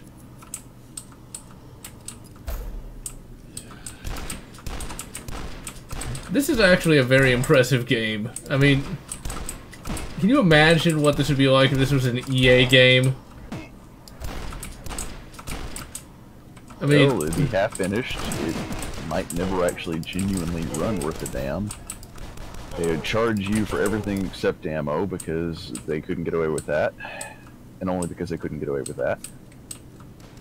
And top of it all off, it would end on the cliffhanger pointing to a sequel saying, buy our next game. Available at $80. And everything would just be a corridor. One long, long corridor. Instead of... And it'd be like 2 enemy types, if that.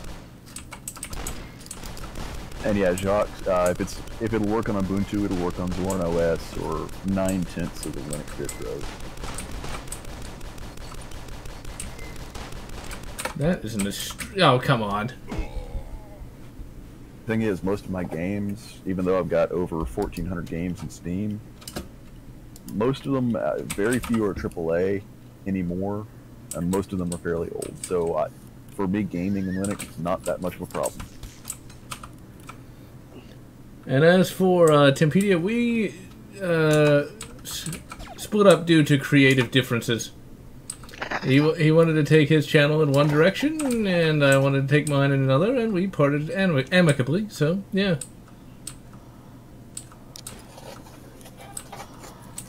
As for new games sucking, AAA games suck.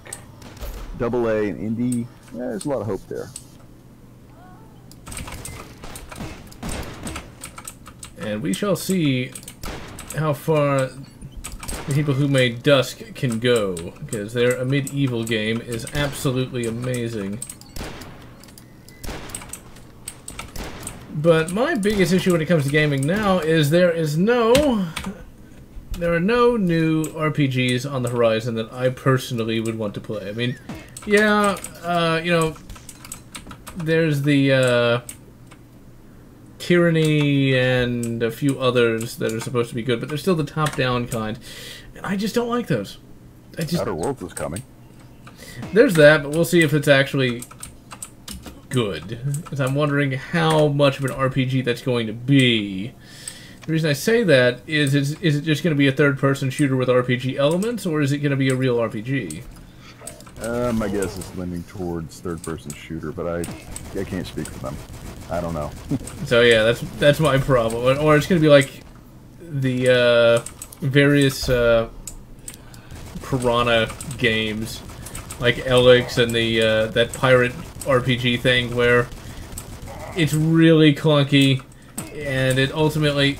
What I want is another KOTOR-styled RPG, where it's got enough complexity, where it feels like a role-playing game, but it's streamlined enough to actually be fun. That was one of the things I liked so much about Knights of the Old Republic 1 and 2, is that it struck that good balance. I'm not much to ask on RPGs, because remember, child of the 80s, I grew up with rather obtuse RPGs. And despite having grown up in the 90s, I didn't play any 90s RPGs because, well, yeah. I've tried to play. There used to be a few Let's Plays of some of those early 90s RPGs. Arena never got out of the dungeon, which evidently is something that's supposed to be pretty difficult to do. And, well, it's copy protection is what it was. Oh. I forget which version I tried. It might have been the GOG version? I don't know, but never could get out of there, and I tried Ultima 1. The DOS version of that. Yeah, you should. Honestly, 4 through 6, maybe 7, are the sweet spot for Ultima. 1 is very, very rough, though surprisingly, speaking as a DM, that campaign is nuts. That's what straight banana bread swilling, absolute, complete nuttiness. That's actually why I wanted to play it, because I really wanted to get to the part where you had to get a space shuttle and all the rest. It's like, that was a concept that I really liked, but I don't think I even got past the first screen. Just figuring out the controls alone was significant difficulty. Of course it opens. The thing is, that's not even though I did grow up on that, I grew up on Wizardry first, which is pretty much obtuse, the RPG. It makes Ultima 1 look simple. I wouldn't be surprised. Far Cry New Dawn, Fallout New Vegas, but Far Cry, College Attention. And yeah, Tim PD and I used to do a lot of these co-op games, but you know, time goes on, unfortunately. And you know, that's just, unfortunately, how life can go at times. I still refuse to say it is what it is, because that term annoys me for a variety of reasons. If I was going to put one phrase on one CDR and then blow up that CDR, it would be that one. It is what it ain't. It's just one of those things, you know. I honestly thought that said neoliberal for a second. So I was like, wait a minute. What kind of game is this?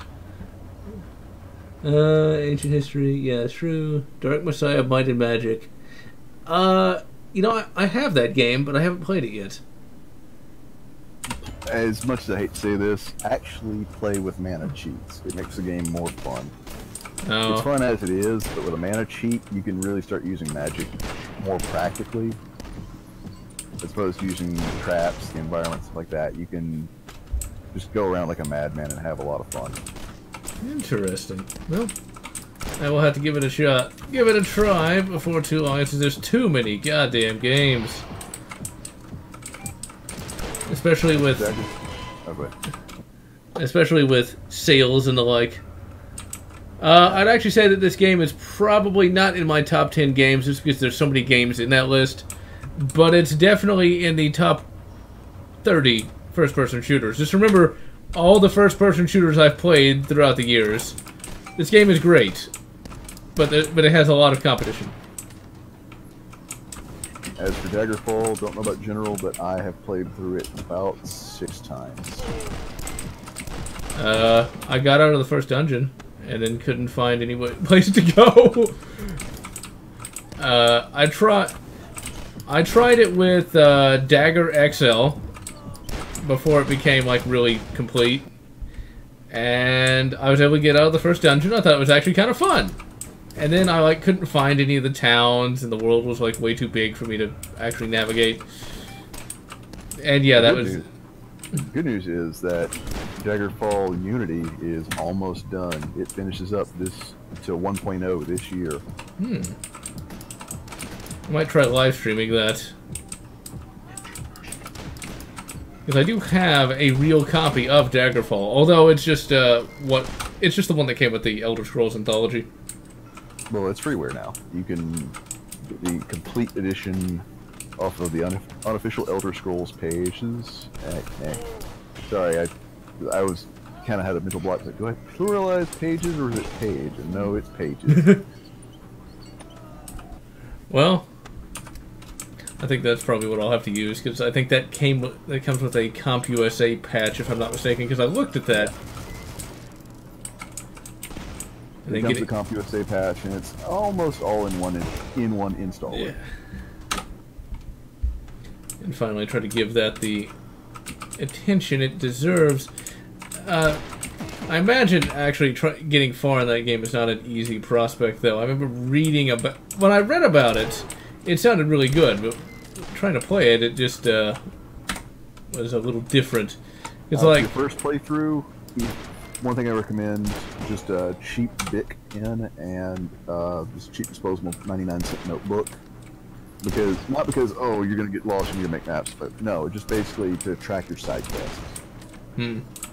Because you can write on all the maps in-game, and for all of your main game stuff, it keeps a pretty good log of what you need to do and what timelines you have to do them. Well, that's good at least. And that does sound somewhat immersive, too, actually having to keep a journal. What's kind of funny about that is there's actual Skyrim mods, you don't even need to do it, that allows you to have an in-game journal.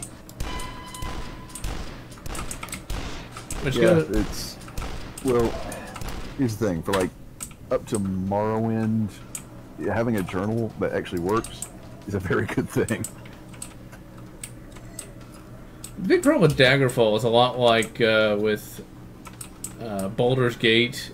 It's just so... It expects you to do a lot of the work. And if you're not ready for that, it is definitely a difficult thing to get used to. Well, mostly stems from the gold box, TSR RPGs where there wasn't enough room on disc to say, okay, well, here's a story. Now it's a case of, okay, turn to the book for which part of the story we're going to tell you here, and I hope you're making notes because we don't have enough room to store all of this info. Yeah. To me that actually sounds like kind of an interesting concept that you could probably sell that today if you did it right. Just because when you think about it, like actually having to turn to a page in a book to get the story, that sounds like an interesting gaming experience. It was pretty good, but here's the thing, with the TSR Gold Book storylines, and even with, the predecessor to Fallout, Wasteland, there were pages in that book which would tell a completely different story. Wasteland, it was you couldn't just read and like, okay, I know the story. It's like there's Wasteland. There's part of it that would say, oh, there's a Martian invasion happening, and it had this whole detailed Martian invasion plot. It has nothing to do with the game. They need a little better coordination then, because yeah.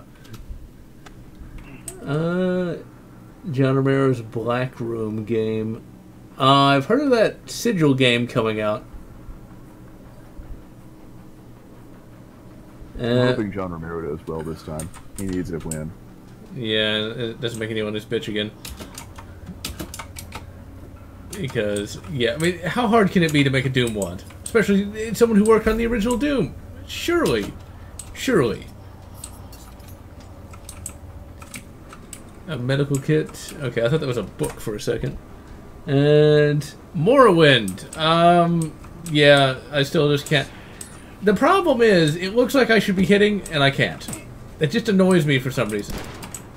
Well, that's being worked on in the Open Morrowind's, mod. They're trying to make it like where you can have Neverwinter Nights on PC. You could have somebody take up the role of a DM and build quests and build onto the world.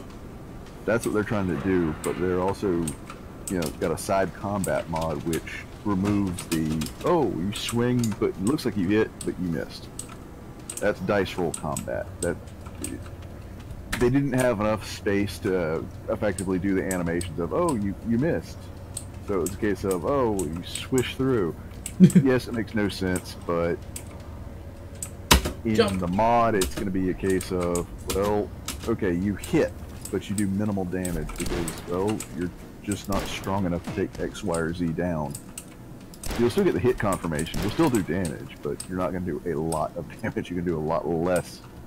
Say if you take on if you're level 1, you say you take on a Bull Netch, which is a level 5+ encounter.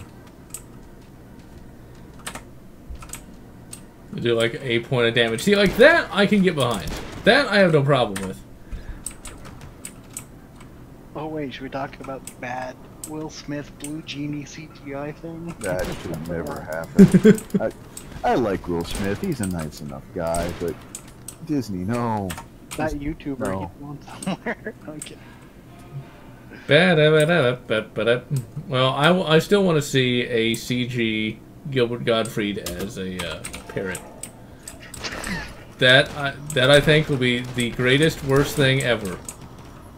As long as he's reading 50 Shades of Grey, then we're talking. Oh god. Yeah, but I'd rather have Duke Nukem do that. Or Kermit the Frog. All three. Turn off pages. No, they can each voice a different character. That works. Audible could sell that for a shitload of money. People would buy that. I'd buy that. I would too. It's guilty pleasure, because I like staring at train wrecks sometimes. Project Warlock. I don't have that. I haven't even really paid any attention to it. I will take a look at that. And Lotz used to comb his hair and look like a smooth criminal. I don't remember combing my hair. Looking smooth or a criminal, but okay. Although, on an unrelated note, I actually have been considering growing my hair out a bit longer these days. The only problem is the longer it gets, the harder it gets to... Supreme Power, when's the last time you watched Lotz videos? Wait, what? What year? One second, I'm trying to fight literally... Supreme Power's been in some kind of cryo for the last X amount of years. What year is it? What time to be alive? What day is it? Valentine's Day. A year! Huh?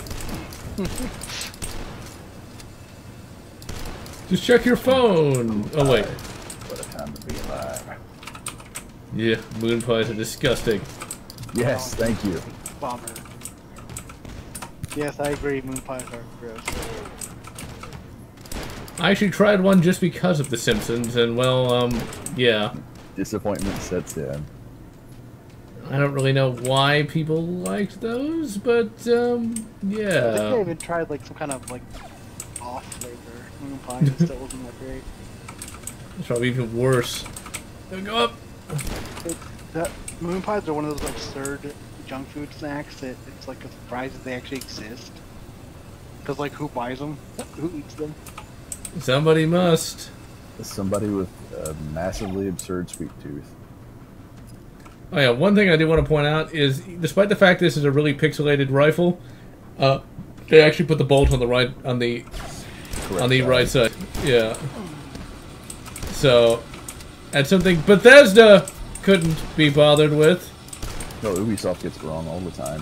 All their AKs are backwards. And ARs, and just every rifle. Ubisoft doesn't generally make terrible games, but as somebody who's worked in the firearms industry, every game they make is designed to annoy people like me. Yeah, it certainly looks that way. What's even more annoying is some of the mods for Fallout 4, and it really annoyed me. It really took me out of the game. There's a K98 mod and a G43 mod. Not G43, G98 mod. Guess where the bolt handle is? On the wrong side. I was like, wait, that's not right! No, turn it back now. Oh god, I gotta try to find something. Oh, there it is. But yeah, I used to have very long hair. I need to find that picture of me with that Henry when I was a kid. Because there is a picture of me with that Henry rifle as a kid. And I have long hippie hair and a tie-dye t-shirt on. Completely unlike my style today. I'm actually kind of... Since I'm no longer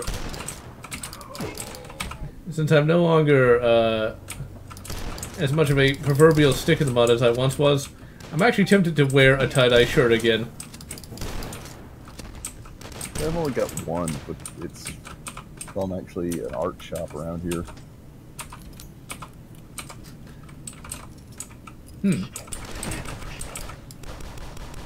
I don't know. Hey, Lotz, which live stream was it where you showed the video of yourself as a teenager? That was the 10-year anniversary. That actually takes place after that, though. That's about a year after I stopped doing that. That picture of me in the tie-dye shirt was from 2002. That year, I decided I no longer wanted long hair, and I wanted to be Mr. Cereal for some reason. Serial killer? You never know. Actually, I probably shouldn't say that, because in some states... Crunch had it coming.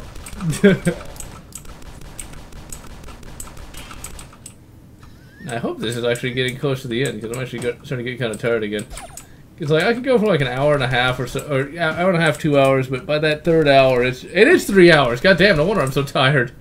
It's like, I can't keep going. I've been talking non-stop for 3 hours. I was looking up like flopped games that came out years ago, and I was reminded of BMX Reflex. Yeah, I never played either. A funny game, but a really poor game. Right. It was like a topless biker game that caused the ratings board to go nuts and ban it and everything. And Dave Mira basically said, "Get my name off this this game, or I'll sue."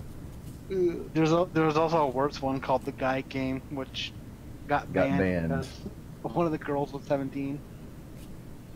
Whoops. There's a YouTuber named Matt McMuscles who does a show called What Happened, where he like does these kind of games. So screw Lost channels, but check out this other guy's channel. Hey, screw you! How could you? You betrayed the law!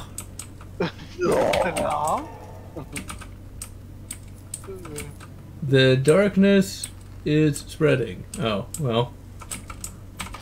I don't think so. It's only been 2 games. And a comic series that no one remembers, because no one cared. Well, it's a comic series now under Top Cow, which was good, but now it's... Comic shops are dying. Well, that's not too surprising when the best you get is... Okay, there is literally a comic. I discovered this earlier in the week. You wouldn't believe it if in any other time period this would seem so unbelievable that it would be propaganda. There's literally a comic called Border Town. I'm not even joking. And it's terrible. it's pretty much what you'd expect. Unreadable. And I'm thinking like, who would... Okay, when I go to a comic... Okay, let's say you're just Alan Guy. You want to go to the comic shop, right? Because Because you saw Batman the movie, and you want to read about the Batmans, right? When you are at the comic rack, you see these new characters, you know. What's the first thing you're going to want to pick up? You know, Batman, the RoboCop comic that's back, but I don't know if it's any good, or Border Town. Because, yeah, that's what... when I think comic, I think Border Town, alright. It's like, who comes up with this crap? No, who tries to sell this crap?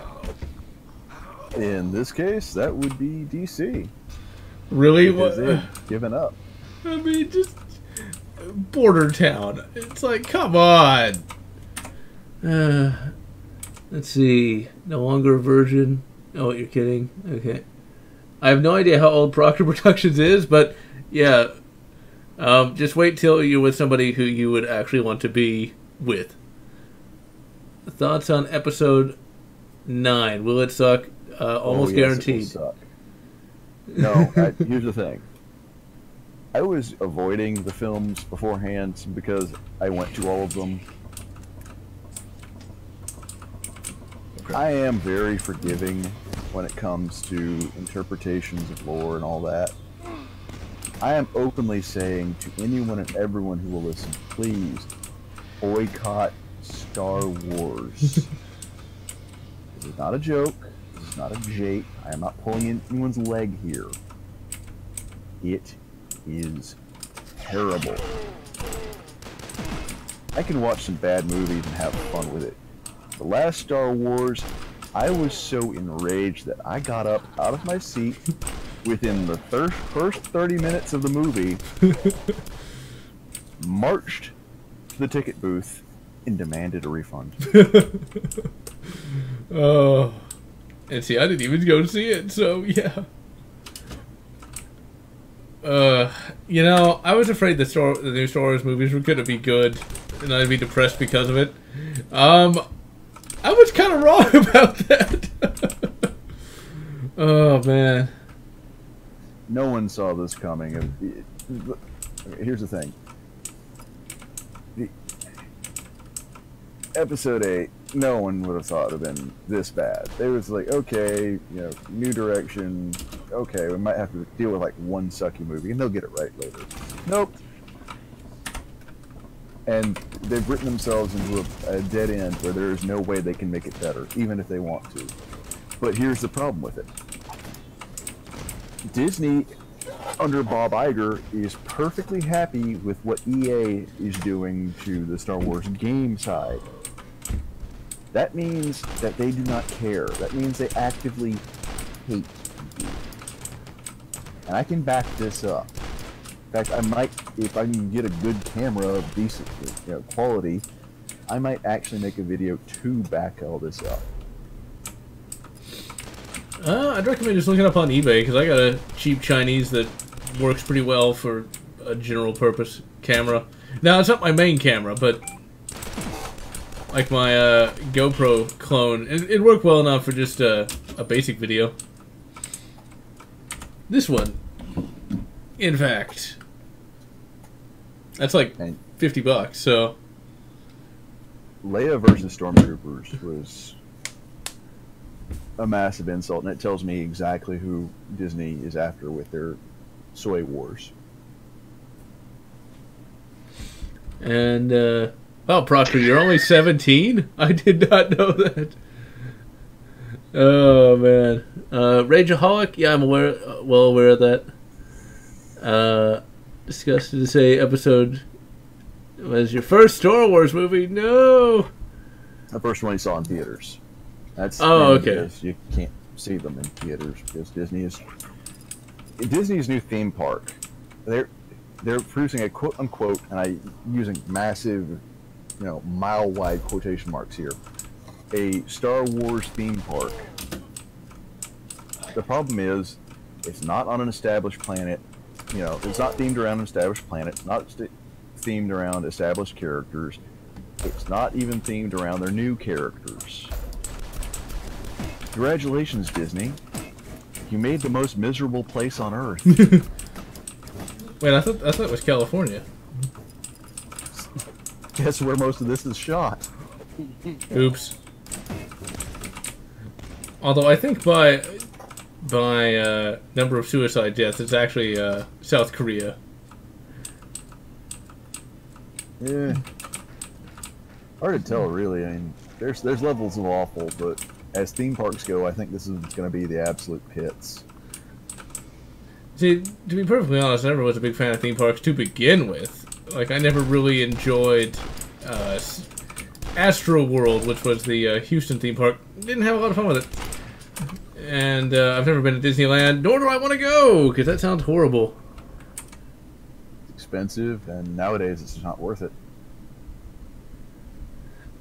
Well, let's see, hold on. Just do it before you hit the wall. I said I can't merge my DNA with the Ebola strain. Well, that's going to be kind of difficult.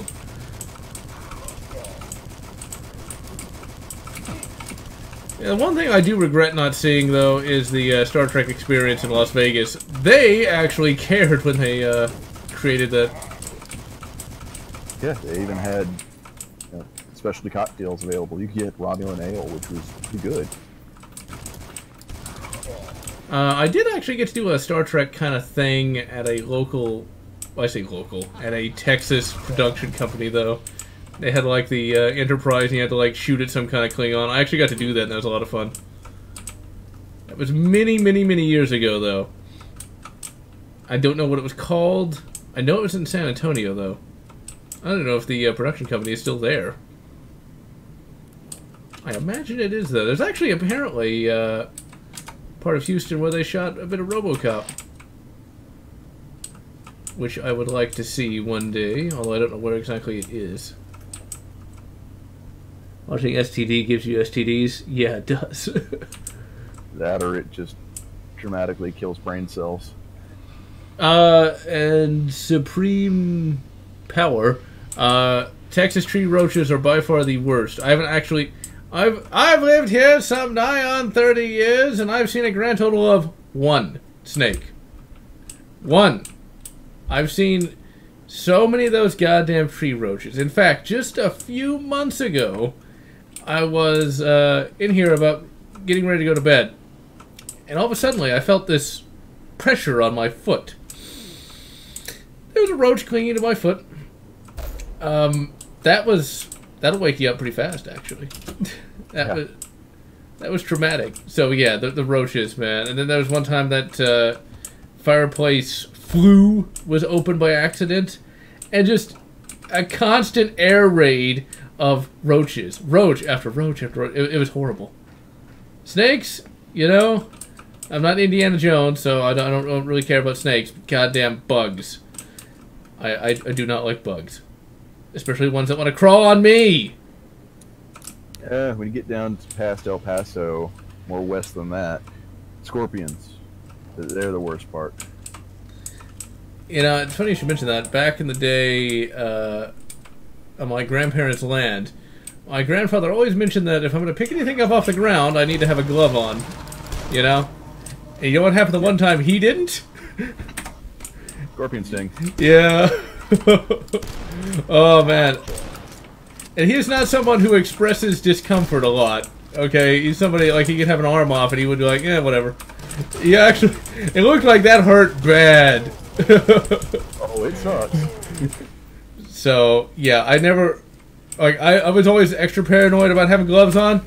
I was double paranoid, because, like, man, that was, okay, I guess I don't shoot that. It's about the same reason why you do boot check every morning. It's like, you don't want that surprise in your shoe. No. Because the smaller the scorpion, the more concentrated the venom. As once on a live stream where I was the only adult, became suspicious when all the comments were riddled with bad punctuation and spelling. Okay, what the hell? Oh, you jumped down here.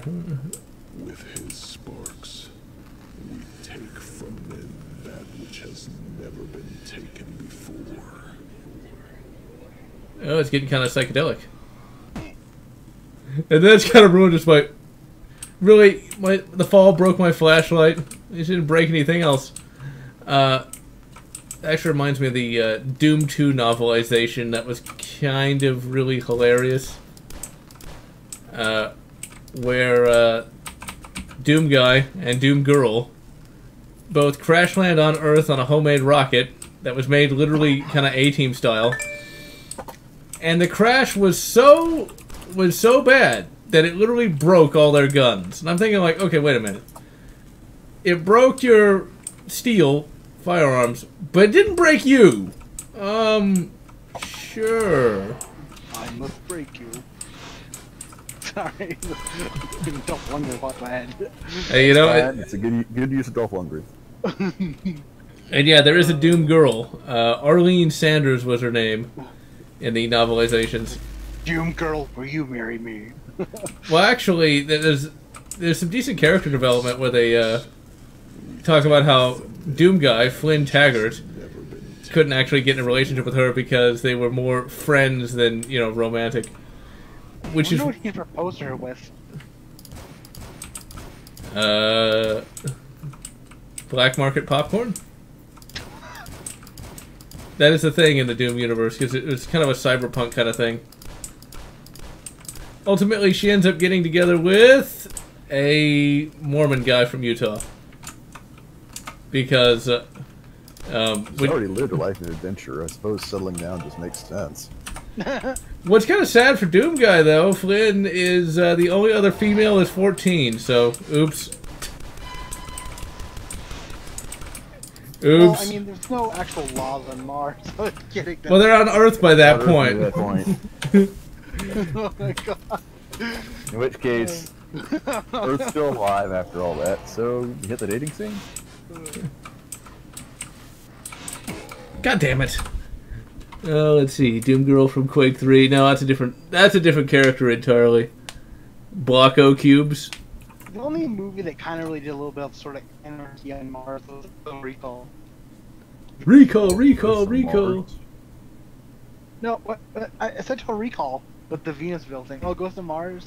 I don't know. I haven't really seen that. I saw It's it. not a good movie. It's a fun movie, but it's not a good movie. The acting in that was If I want interesting. Cornball Carpenter, I'll stick with Escape from LA. Yeah, that movie was shit, though. But it's so quotable. Gonna give you asshole a chance. Nobody draws, so this hits the ground. Ready? Throws a cannon leader, shoots them all. Can hits the ground. Draw. They gave them ample chance. They just didn't see through the deception. Or that plastic surgery scene where like they're taking like good parts of people to put on their like over excessive plastic surgery faces, and Bruce Campbell plays the head surgeon of Beverly Hills. See, that wasn't bad, but it's just there's so like the surfing scene that was so horrible. Or he has to shoot a hoop in order to survive. We sold our souls for it. We sold our souls for rock and roll. Altars built of concrete, fed with blood and bone, and oh, that's it. You're not Hersey, you're Carjack Mamone, or whatever his name was. Not anymore. Bride of Doom Guy. Escape from LA was fun. It was cornball, but what? I'm boycotting all Disney movies from here on out, especially after what Brie Larson is screaming on social media. She can go fornicate with a rake. Painfully. Anyone who Without lube. liked or likes this, you gotta check out in the 80s when they were like, when they almost went bankrupt. That's the time when they came out with a lot of weird creative movie like Return of Oz, and was Black Hole in the 80s, or was that? That was the 70s. 70s, 80s, yeah. That being said, though, Black Hole actually is the basis for one of the best licensed pinball tables ever made. Right. I think you've mentioned it last stream, I believe.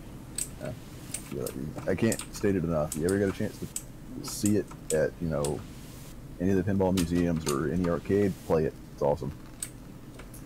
And let's see, Doom 3 BFG took it down to re-edit it, but I deleted the original copy.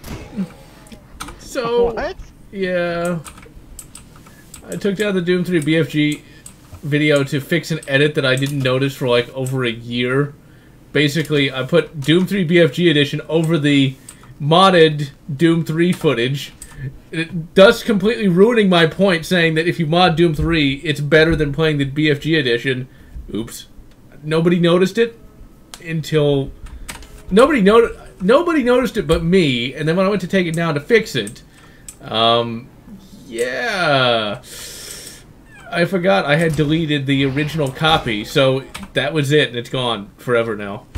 It is now... Doesn't YouTube keep stuff like in a sort of trash you have to empty manually? No, not that I know of. Not for the end user. Now for their end, yes. You put something on YouTube, they'll never forget it. But you, on the other hand, well, you're just screwed. Because it may be named YouTube, it's not about you. It's about them. So them tube. Us tube. No, goddamn. Oh, God. No, God, no. Fuck. Oh, God, no. Jesus, God, no. Captain Marvel, and see you, Proctor. But yeah, that is a video that is gone. I don't feel bad about losing that that stupid Chris Chan thing, though. I regret all those videos. I gotta tell you, I really do. It was done in a very bad time, and it's like... But that gets popular. People just reading articles. You know, you see it all over. I don't know why people are so morbidly curious about that Chris Chan guy. I don't understand it. It's basically like watching a train wreck. I don't think anybody is anymore. But then again, I stay out of that stuff. Or like any of those things I did. You had the Chris Chan guy. You had that some guy who really liked. People like weird stories on the internet. I guess that's definitely not an audience that I'm a part of, even though I made videos in that genre. But man, it's like. Well, that was mainly Imman who brought you those stories. Yeah, that's true.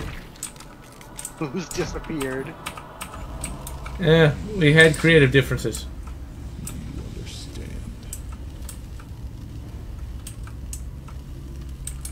No, I don't understand. Everybody went silent. Yeah. Hey, they are creative differences. Sorry, Lotz, we didn't mean to leave you hanging like that. We just had nothing to add. Differences happen. Well, you've heard that. I was kind of staring at the green, you know, screw-off sci-fi generator. It looks like it should be opening a portal to hell. But surprise, we're already in hell! Oh, you've been in hell for quite a while. I mean, you've been facing nothing but rabid cultists and their unholy spawn. And all I've got is a Winchester Model 70.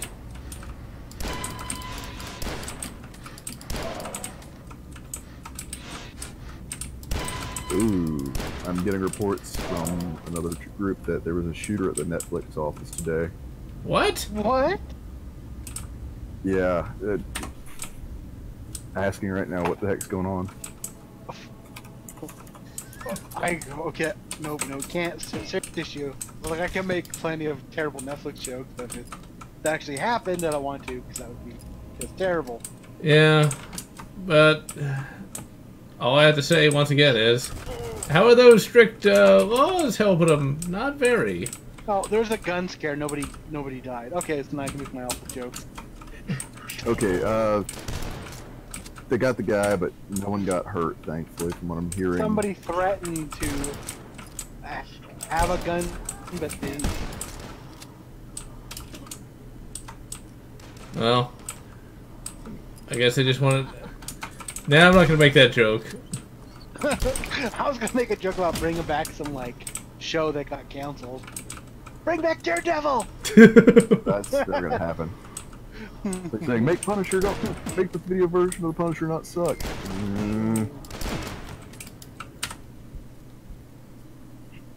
I'm trying to think of some, like, random, obscure Netflix show, but nothing was coming to me. Finish Stranger Things. Well, let's come back in June. Oh. You know, I gotta say, I like how we're gonna move on from, oh yeah, they almost shut up Netflix too. You know, Stranger Things really wasn't very good. Huh? Yeah.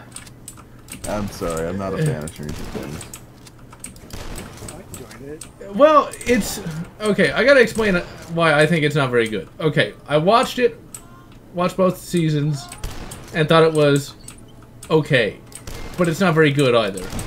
It's very predictable, and have you watched it multiple times, Rage? No. There you go. It doesn't hold up to multiple viewings. The reason I say it's not very good is, think about TNG. How many times have you watched TNG? Or A-Team, or, A-Team. Do. I get what you're saying. I've seen TNG a lot. In fact, in about 2002 all the way till 2008, every day I was working at a local tool store. It's literally a mom and pop operation. Every day every weekday for lunch, we'd stop, we'd go to the local barbecue shop, which is like just next door. And the owner there was a big fan of Star Trek, so we would, that would be our lunch. We'd go grab some barbecue. They had a big enough menu where you could, have something different every day and you'd be fine. And watch that, syndicated episode of TNG. We'd close up the shop, and basically everybody on crew would pile into the barbecue shop, get some pretty good food, and watch Next Generation. And it's one of those shows that you can rewatch multiple times, whereas with Stranger Things, it's like... Stranger Things does not... An episode is interesting, but you notice how you move on immediately to the next one, and then the next one, and then the next one. Each episode does not hold up on its own, and that's one of the problems. And even then, what was a memorable moment from Season 1? Like, what really stands out in your mind? Well, they got the episodes when they go to the Upside Down. Yeah, but something they did there, something a character learned, Or when they had to deal with one of the demi-dogs. Yeah, that works. But I guess the thing is, for me, it's like they're not. How many times did you rewatch it? Just the two. Oh. But the I'm not saying it's the most amazing show ever made. Why not? Well, that's why I'm not saying like it's horrible. I'm just saying it's not. It's a popcorn show. It's something you watch once, and you're like, oh my god, this is great, and then you never watch it again. It's a lot like Game of Thrones, Well, it's fine if you have a good first experience, though. I can't compare it to, like, say, Alfred Hitchcock, because I got all of Alfred Hitchcock's works on DVD. I'll rewatch that every now and then. I can't bring myself to, to watch something from Stranger Things again. It's like, okay, it was good for the moment. Now the moment's gone. I think my biggest problem with Season 1, though, was they really milked that one kid being missing for way too long. It's like, oh, he's still gone! And then the next episode, oh, he's still gone! And the next episode, like, I get that the whole season was about trying to find him, but it's like, that really wore thin pretty fast. To the point where even when I was watching it the first time, I was like, okay, this kid better be like the greatest kid in the world, otherwise, is he even worth all this effort? Well, Season 1 felt like a long movie. Yeah, and I think that's the problem with a lot of modern TV shows, is they are a long movie, to the point where they are only the sum of their parts. Whereas I like seeing Paul Reiser pretty much playing the same kind of role he played in Alien. Yeah, that was good, but it's just that. It's good, it's a one and done. They turned Nothing us... wrong with that. I suppose. I don't know, it's kind of like it when there's a little more to it. I guess the thing is, a lot of the characters weren't that memorable. The kids were cool, but it's like, there wasn't enough moments where the show kind of slowed down and let the characters be characters. It always had to keep pushing everything to the forefront. There wasn't enough time to breathe, I guess is the best way to put it. It was better than Black Mirror. I didn't think Black Mirror was that bad. Well, the thing is, Black Mirror is just basically a case of, oh, well, let's go online to like level 1 techs, all the tech forums and Linux forums, and say, what's the current going horror? Okay, let's exploit the hell out of that. Yeah. The way I see it, it's like it's one of those things where they're trying to modernize, like Twilight Zone and Outer Limits, and they kind of succeed in that. I guess the thing, the episode that I liked the most was where like this guy died of like space cancer, and they had to bring him back as a robot. Well, they brought him back as like a Facebook robot kind of thing, and I thought that was kind of a neat idea. I mean, that's nothing really especially new, but it was an interesting take on it. Now, I'm not saying it really holds a candle to Twilight Zone or even the 90s Outer Limits, but I watched the first episode of that Monsters Anthology show today. oh, is it any good? It was something. I mean, it wasn't. Oh god, it was bad. It wasn't great. It was kind of weird. So the pilot episode was about this guy is bringing his daughter because his daughter's having a fever, just gonna die. So he goes with his doctor to see this guy that has this crystal on his neck. He's gonna use the crystal to get rid of the fever, but the doctor thinks that it's a bunch of mumbo-jumbo made-up stuff. So then he breaks into the basement where the guy is doing the ritual on the daughter, and it turns out the daughter manifests herself into an obese creature thing. What? And it attacks the guy with the crystal doing the magic to get rid of it. But then the big obese creature thing like hugs him to death, and he's dying. So then the medical doctor has to put on the necklace and basically becomes the next chosen one. And so he ends up saving the daughter, and now throughout the rest of his life he has to help people that have fever demon creatures in them. It was a very weird, satanic for this. very weird narrative. Had monsters in it, but what? I think Rick James put it best. Cocaine's a hell of a drug. Yeah. Do it. So I started to watch the second episode, and it started out on a children's show, and it started to give me that "don't hug me, I'm scared" vibes. So I'll continue that one later. I was like, nope. Okay. Like, the show. That was one weird pilot. Ugh. And yeah, they don't explain why Fever Girl has manifests herself into an obese monster.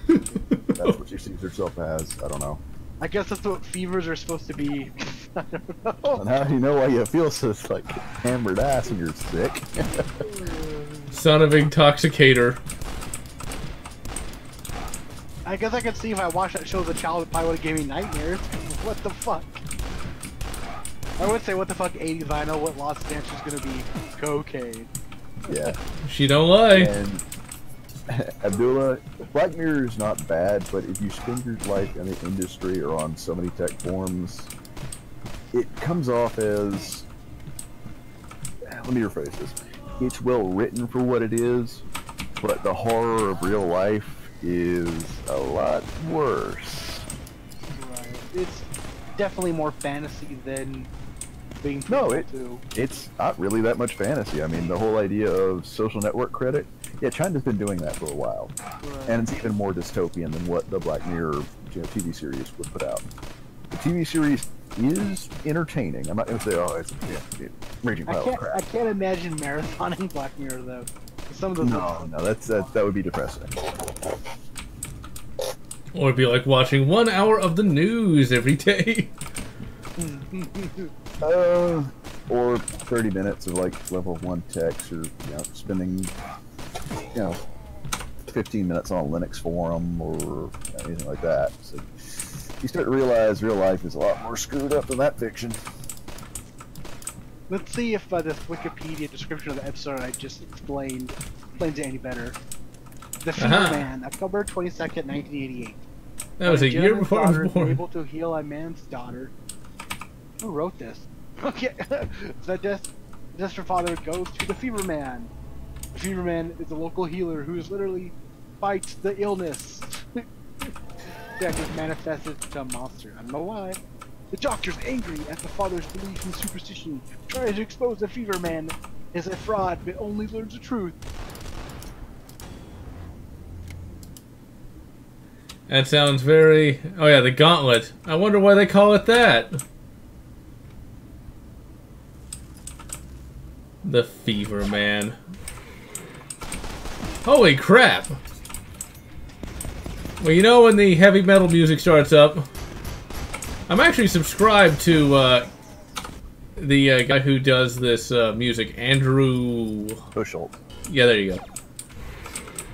Yeah, that guy. He's even done some Doom tracks as well. And the soundtrack for Dusk is pretty much what sold me on the game. I was listening to it when I was doing some writing, and I gotta say, it is pretty bloody memorable. Guy can shred. I'll say, God damn it. Now, there's a few issues with Black Mirror when it comes to, like, technology. Some of the magic technology, you know, the magic computer that can do anything. That's been a constant Hollywood trope. And well, it's not as bad today as it once was. Because, you know, there are people who still feel like, who, like in the 80s, felt like the computer could do anything in the world! I'm back. Yay. But the one thing that I remember the most is the Callister episode, which I actually liked. But it's like, okay, so he's gonna get their DNA, and they'll have their memory and everything somehow? I'm not sure that's how DNA works. I think one of the writers watched Alien Resurrection and was like, I have an idea. That idea's been done, man. Oh, crap! That's my fault. Okay, so after this boss... So, I heard he ran into these things before. That's right. What'd you do? I died. They really definitely made her into kind of a bitch, though, in that, she was fine. I know. Resurrection was not good. It's an enjoyable film. But The weird, surreal French directing, I think, saved that poor script, but it's fun. I still enjoy it. I'm sorry, but we should have gotten Aliens Earth Hive. Simple as. You really think Fox knows what they're doing with this franchise? Fox doesn't know what. Well, now it's Disney. They definitely don't know what they're doing with any franchise. And that means that Ripley's the Disney princess now. Please don't say that. Because No, because by that term, that means the Xenomorph Queen is too. just let her kill Ray. I mean, let her correct Ray. There we go. Kill, correct. You say potato, I say killer. Riveter. Opinion on Serious Sam 4. Here's hoping it's actually good, and Crow Team generally doesn't do a bad job. It doesn't charge you bullet DLC.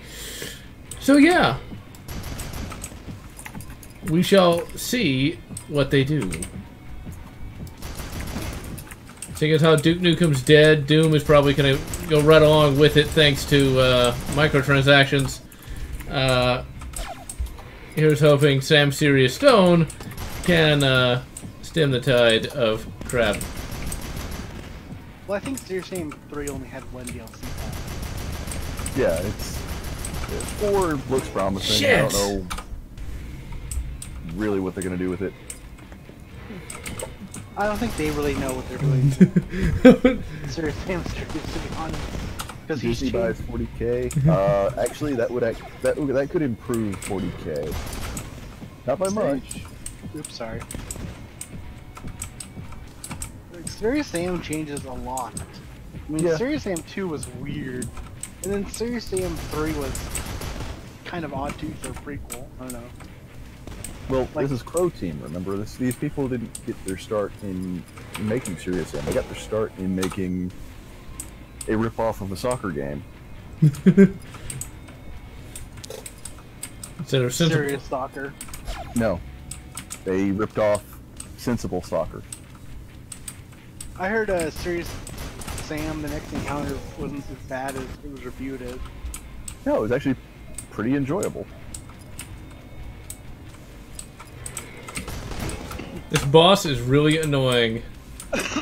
Hey, at least Serious Sam gets more games out than Duke Nukem. As I've said, well, once Serious Sam looked up to Duke Nukem, now Duke Nukem is sleeping on the Serious Sam couch. Because he can't afford his own games anymore. Now, it would be cool if, like, we could get, like, a Serious Sam Duke Nukem crossover game. Never gonna happen. Not as long as Nope. certain individual Gearbox is still outside of jail. What? Randy didn't do anything wrong. Like he says, that Aliens game was done great. Everybody else was playing it. Whatever. There, no. Oh boy. Oh no. Oh crap! I'm about to make Angry Joe blush. Don't. No. Yeah, I'm not about to buy fertilizer from the or buy the biggest load of crap from the world's best fertilizer. I don't know if that still sounds like giving credit. No, it's like crap. The most disgusting Chinese fertilizer that has Oh, liquefied cancer in it. It does suck because he does have some interesting stories. He wasn't involved in some good games back in the day, but man, oh man. You alright? Oh no, we're killing Ray. No. Take the gearbox. Massive sneeze. Unfortunately, when cleaning this valve, It's because you're allergic to bullshit. maybe.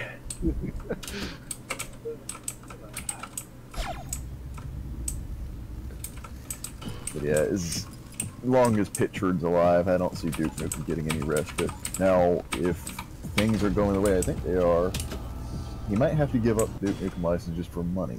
In which case, I hope I'm right. Please, let me be right. That means Interceptor will buy it, and we might actually get a decent Duke Nukem game. And that would be awesome. Alright, ladies and gentlemen, we have completed episode 2, and I'm going to go to bed because I'm tired. But I have to read the epic text screen. As you step into the unholy portal powered by ungodly means, there is no doubt what you must do. Hubris and fanaticism have woken something powerful, horrible beyond anything you can imagine. You must uncover the truth. Who knows what nightmares await you in the nameless city. Alright, so, final thoughts. I Well, have none. final thoughts for this? Dusk is actually pretty kick-ass, and, well, those two sites kind of have to hurt from where they're sticking. Yeah.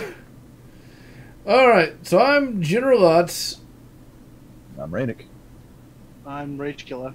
And we can wish you good Dusk, or whatever makes you happy. If you enjoyed this video, please consider subscribing, and if you can, please consider supporting me on Patreon so that I can continue bringing you this awesome content.